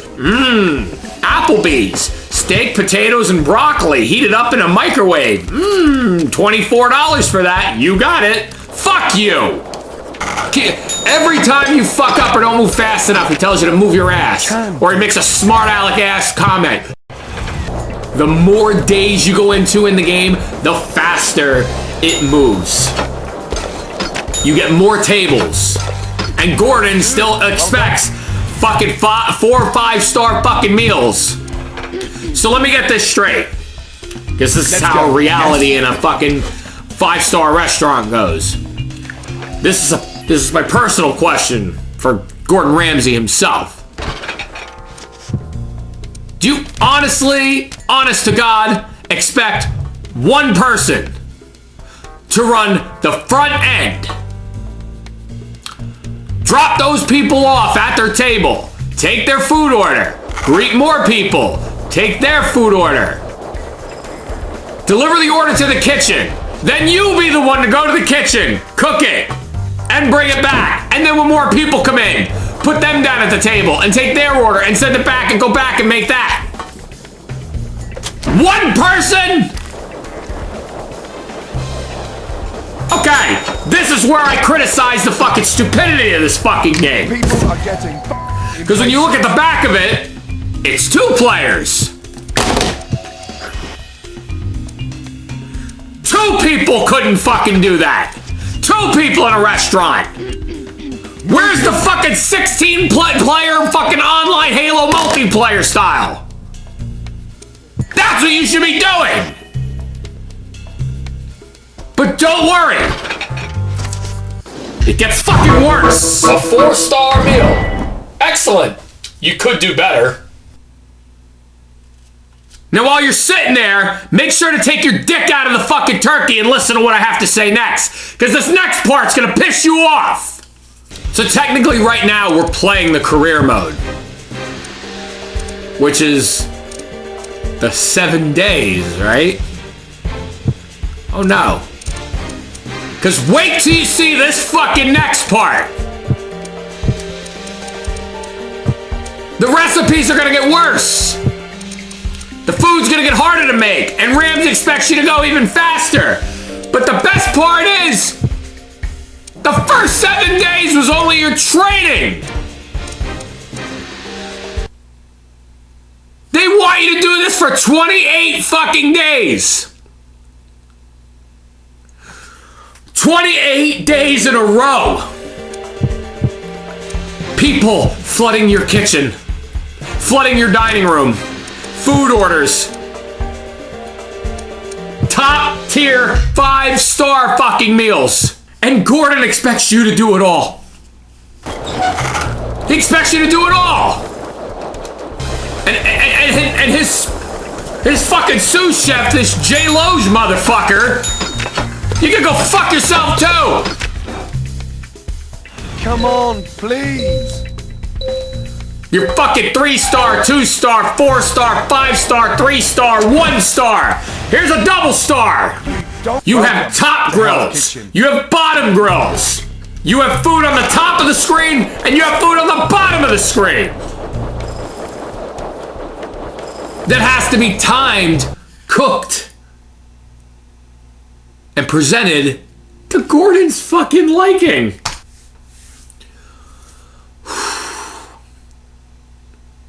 You know, it's just like me to be a fucking idiot to wait to review this fucking game. Right around fucking Thanksgiving time. Thinking you'd be a little bit nicer. Thinking the whole world would want to see a fucking food game. Especially with all these, great recipes from Gordon Ramsay, right? It says right on the fucking box, 35 unique recipes from Gordon Ramsay, and apparently all fucking 35 of them include milk, bread, melons, and fucking cantaloupe. It's bullshit. So what I need you to fucking do is I need you to preheat your oven to 350 degrees, stick your fucking dick inside the fucking broiler, let it fucking sit, sear, and fucking sprinkle a little bit of goat cheese on there. Yeah, that's right, Gordon. I know some fancy fucking shit. Take a tomahawk steak bone that's about 42 ounces worth of meat, turn it sideways, stick it so far up your fucking ass that you're spitting the fucking fat out of the meat between your ears, your nostrils, and your fucking mouth. You want to talk about kitchen nightmare? I'm your fucking kitchen nightmare. You curse more than I do. Especially with your fucking game. I make fucking great food for you. You call me a fucking donkey and then you say congratulations. I don't need your sympathy, fucker. I have my own. I have my own channel. You have your own show. And this is why I probably could never become a contestant on your show in real life. Because if I did, I'd probably look you dead in the face after you call me a stupid fucking donkey-eating A1 sauce Worcestershire shithead, and I would look at you and say, I love you. Honest to God, I probably would. I've been shit on enough with these games. I've been shit on enough with this fucking channel. I've been shit on enough by you in this game. So, thank the fucking Lord we're done with this. And here we go. Though I know that this is a season to be thankful for, I guess I have to be thankful for me.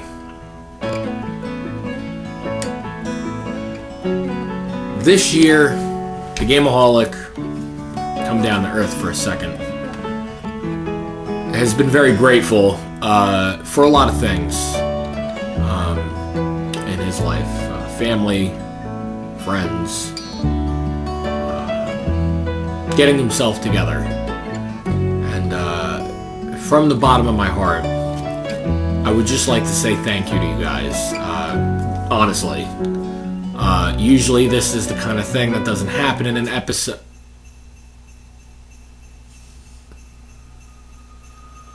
Is it snowing in my fucking house?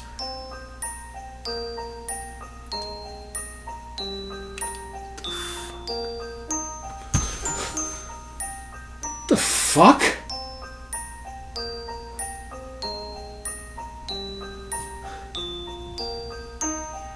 I guess it's that time of the year again.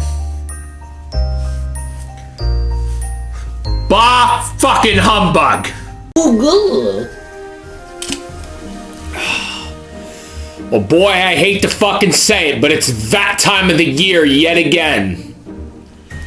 Happy holidays, everyone. Merry Christmas. Happy Hanukkah. Happy blow the other end of my fucking load across the ceiling while everybody watches, and the 8 reindeer, sucky, fucky, dicky, sticky, shitty, pissy, assy, and grippy, all fucking watch you do it. With that being said, happy holidays.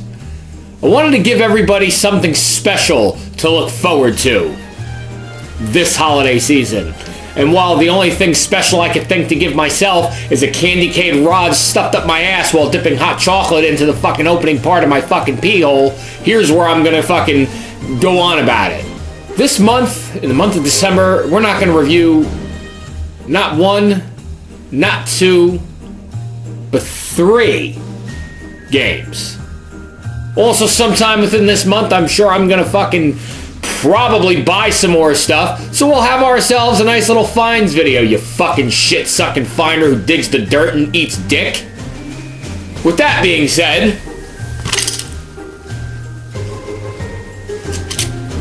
there's enough crap that's been going on throughout the year, so I figured what fucking better way to close it out? Start at the beginning of this month with present number 1 from that fat fucking bearded dick.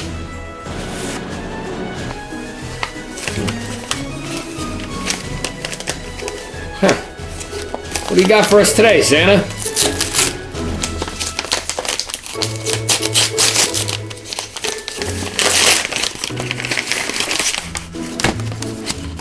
Huh.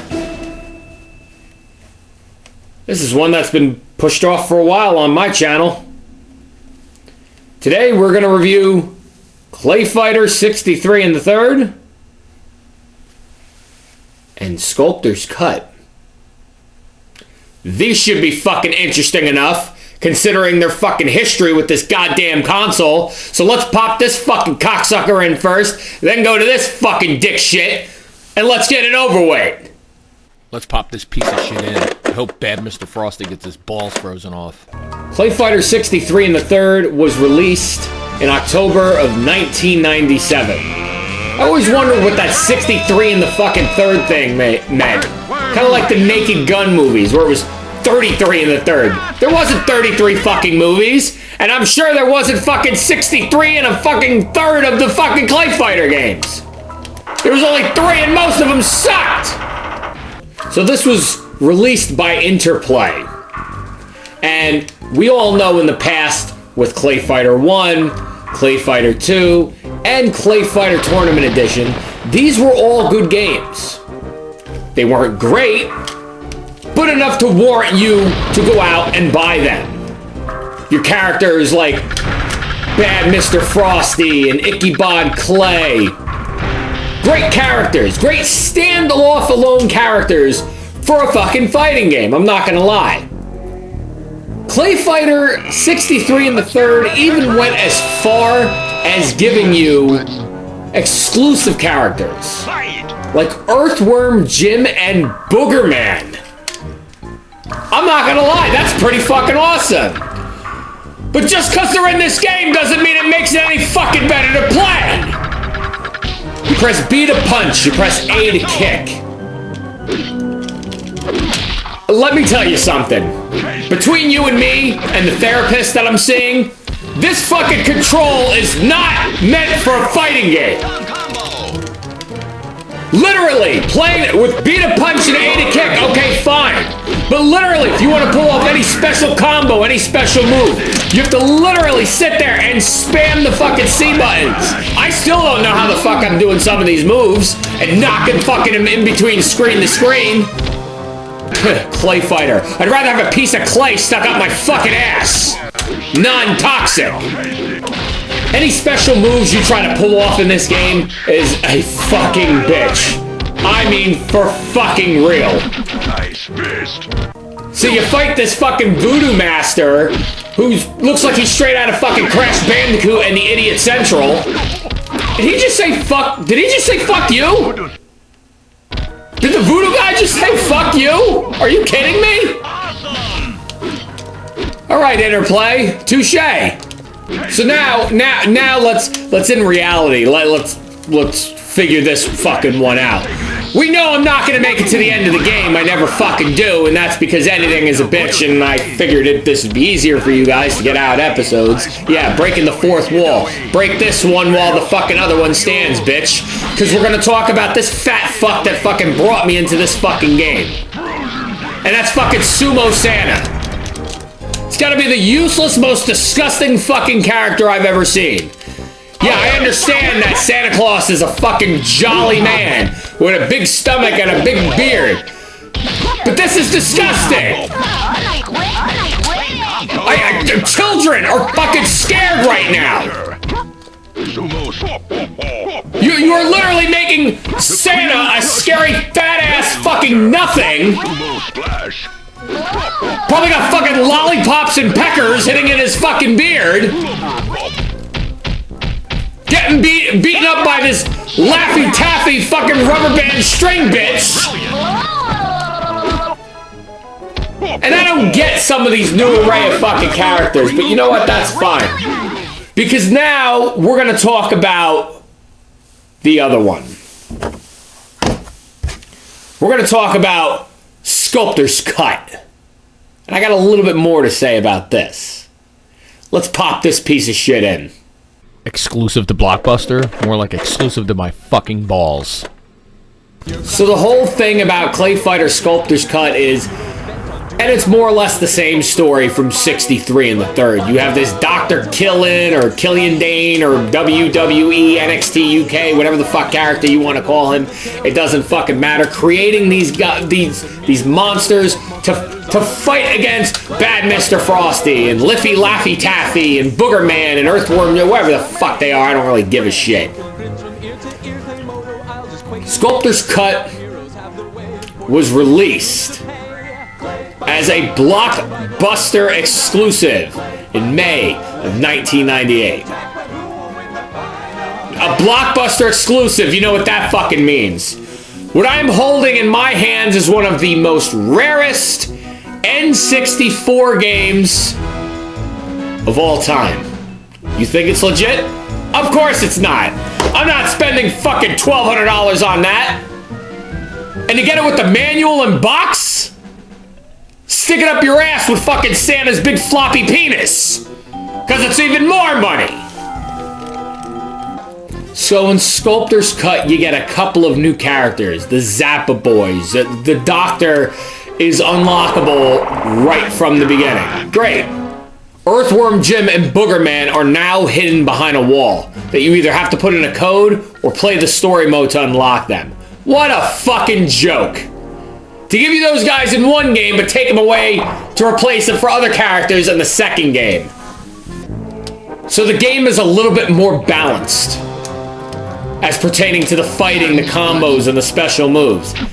Yeah, that's not saying much. That's like saying if I took a shit on your face right now, left it there for 15 minutes and took it off, your face would smell like roses. Now, much like this game, overheating inside your N64 because it's a repro cart, it's gonna smell like one thing. It's gonna smell like shit! One thing that's good about this version is you have the Claytalities, which is nothing more than a blatant fucking ripoff of the fucking fatalities from Mortal fucking Kombat. Way to think on your fucking feet. Good job, Interplay. Maybe this is why this was your last fucking game.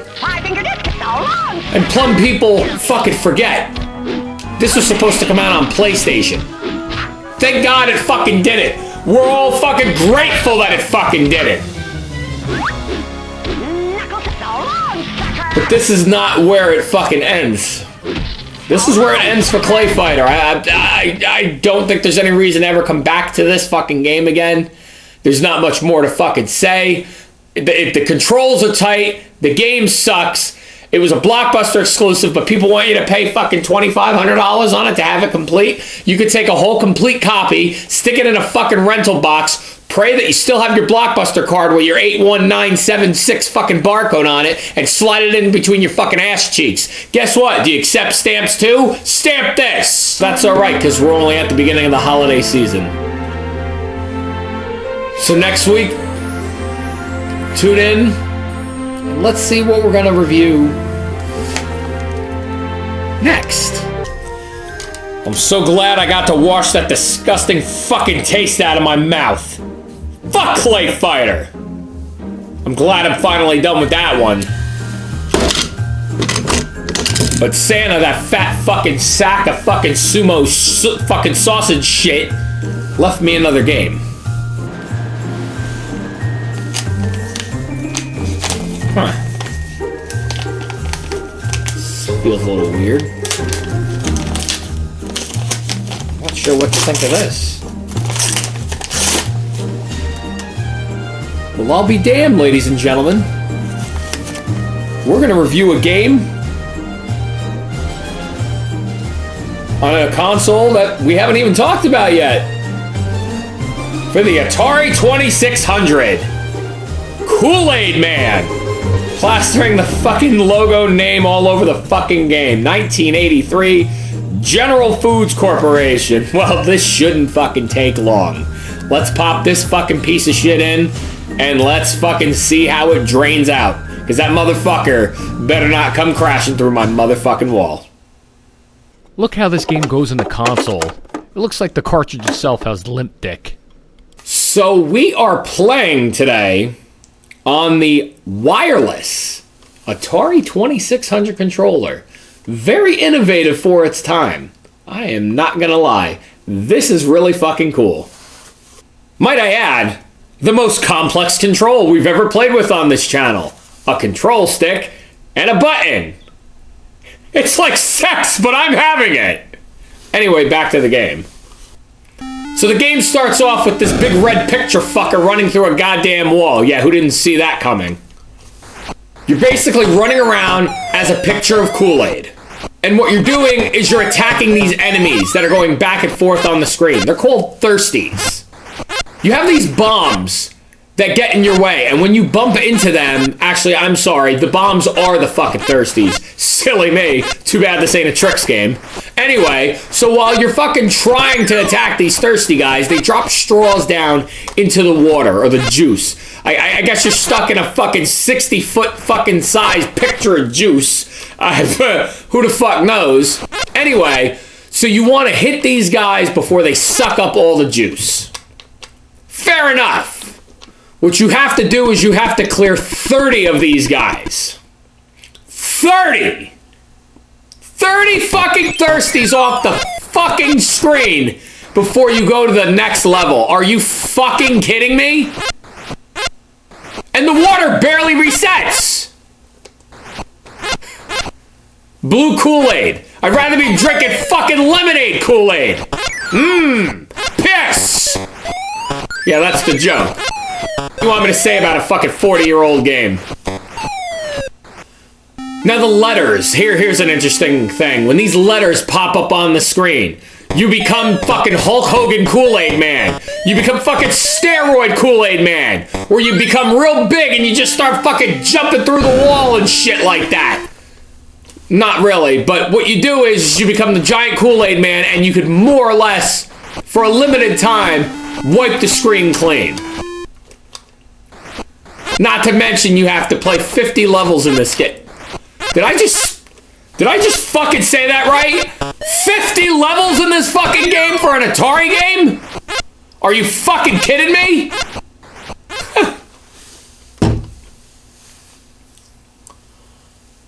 $50 levels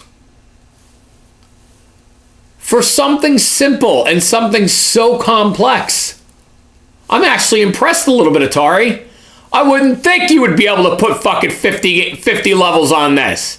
Yeah, it's all rinse, fucking, and repeat. But 50? I'm not gonna lie, that's pretty damn fucking interesting. But rather than fucking deal with this shit, I'm done. So as far as I'm concerned with the fucking Kool-Aid Man, he could go suck my fucking Kool-Aid dick. You fucking loud piece of shit. You fucking no good fucking water, unnatural, sugary fucking penis. This is why I don't buy your packets anymore. You're fucking, it's just sugar water. Tastes like shit. Oh, yeah! You motherfucker. You're gonna knock my shit down off the fucking wall? You cocksucking son of a bitch. Pick it up. Well, right there, ladies and gentlemen. It's Christmas time. And what better way to say Merry Christmas? Happy holidays. Happy go fuck myself with a steel candy cane. That's right, a steel candy cane. Made at your local chop shop. Where I stick it up my ass. And I sit on it. And I rotate. Just like a normal man. But I digress. Because as we are here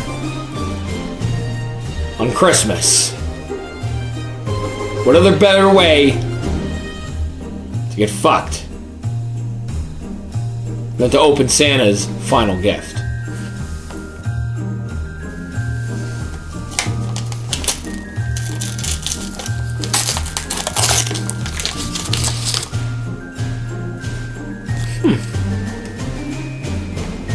Now this could be interesting. For the Sega Genesis, Days Before Christmas. Now, for those of you who don't know anything about this game, you're not stupid. You might look it, but that's fine. This was only released in the PAL regions in Europe. So clearly this is I'm not saying it, you should know this by now, we're only in the 5th fucking season and the finale, so go fuck yourself. I'm not gonna lie, I'm looking forward to this. Let's fucking pop this in. Let's give it a good honest review.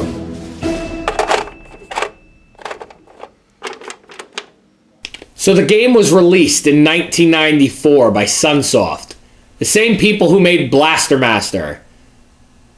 Now, Blaster Master's been good and bad, so I don't know whether to be pissed off or impressed. The game basically starts off, it's an action-adventure, more or less side-scroller, where you play the fat fuck himself, the Jolly Ollie fucking Santa Claus.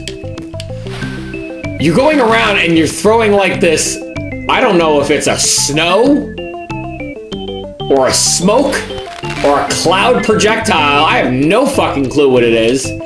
You're running around capturing presents. Basically every so many levels, and not to mention the level select is a goddamn advent calendar, so not gonna knock the impressiveness of that. Every couple of stages you're basically running around and you're taking these presents that you get and you're dropping them down on presents for the kids on Christmas Day. The controls, have I talked about these yet? B to jump, and A and C to throw projectiles. Sometimes when you throw projectiles at these said presents, they turn into a bomb and you fucking get hurt. Oh, and look at that fucking Let It Snow level was the easiest level I think I played in the game. We're already on level 3, the Ice Cave.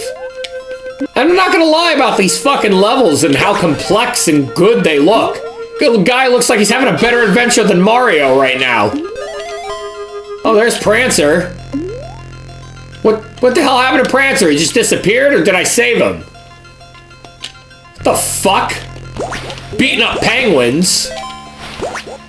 Aren't they supposed to be all like friends of yours? Aren't you supposed to be helping the penguins, helping the reindeer? Aren't these all things that are designed to be linked with fucking Christmas? Every time you hit the bell, that's your checkpoint. Every time I hit a bell, I want a fucking shot. Liquor. So now the projectile gets even better because you're fucking Santa Claus throwing fire at penguins.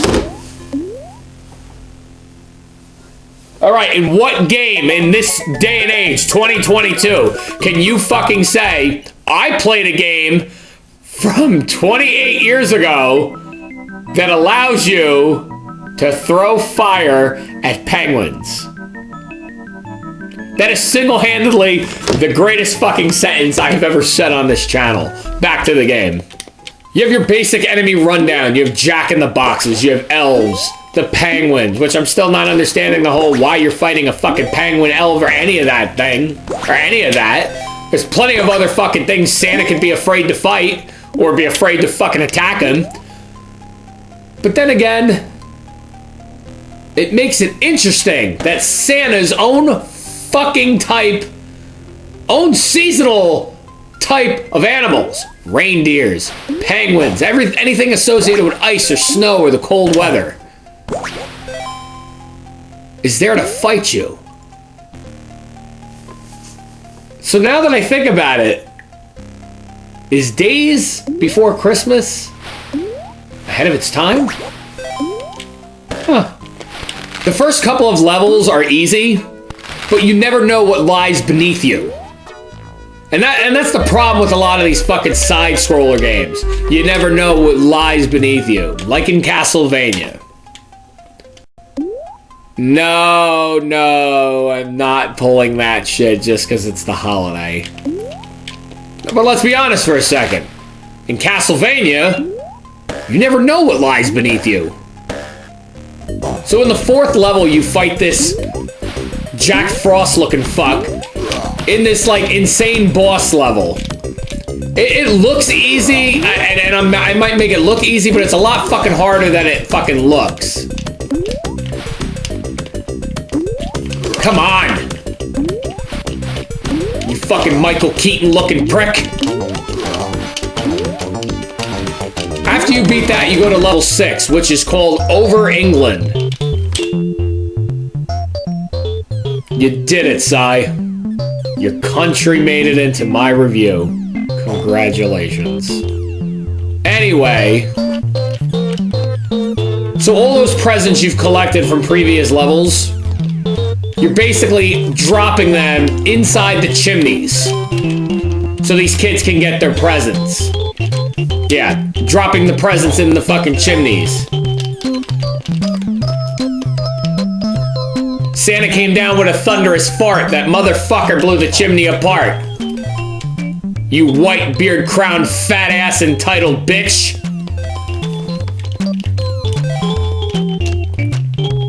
Before the flood. So this is level 7. And the one that I'm going to draw the most attention to and probably stop here because what the fuck is this? And I shit you not. I don't know if it's a hot toddy, a cup of tea, but I'm going to play it safe and say it's a cup of coffee. Santa gets a cup of coffee and turns into the devil. I shit you not. He takes his bag and he starts beating the shit out of rats and killing them in one shot. Think about that. Think about what I just said. For a Christmas game. Santa drinks a cup of coffee and turns into the devil. No more pitchforks up your fucking ass. You ain't gonna get coal in your stocking. Oh no, because if you're bad around Christmas time, Santa's gonna sit there and take a nice big fucking dump and put chips and beer in your fucking stocking. Just like he did for me. Thanks, you fat fuck.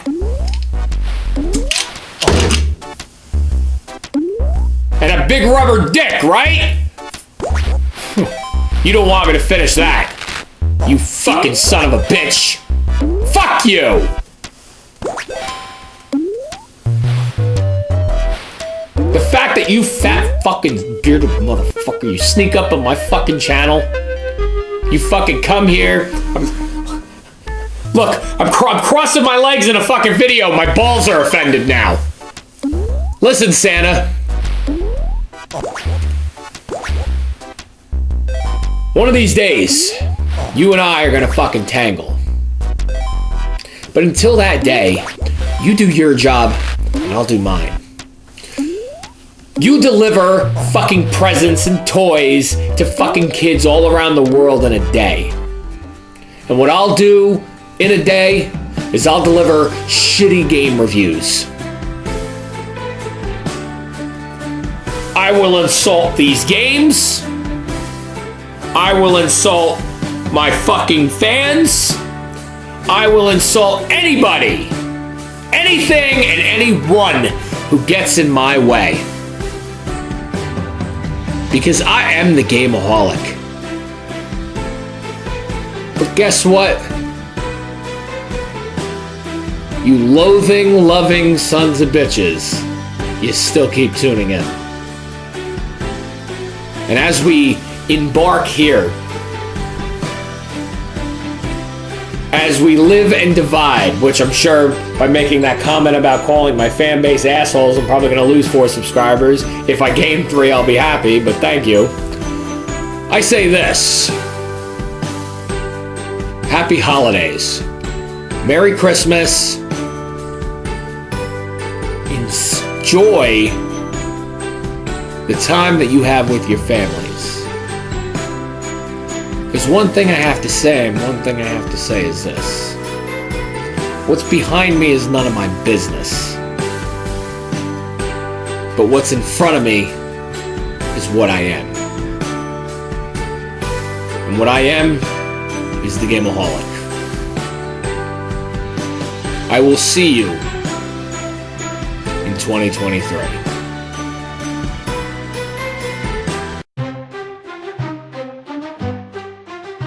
There's a man named Game-O-Holic, yeah, reviews games day and night. Calls himself the critic king, laugh a laugh, what a sight.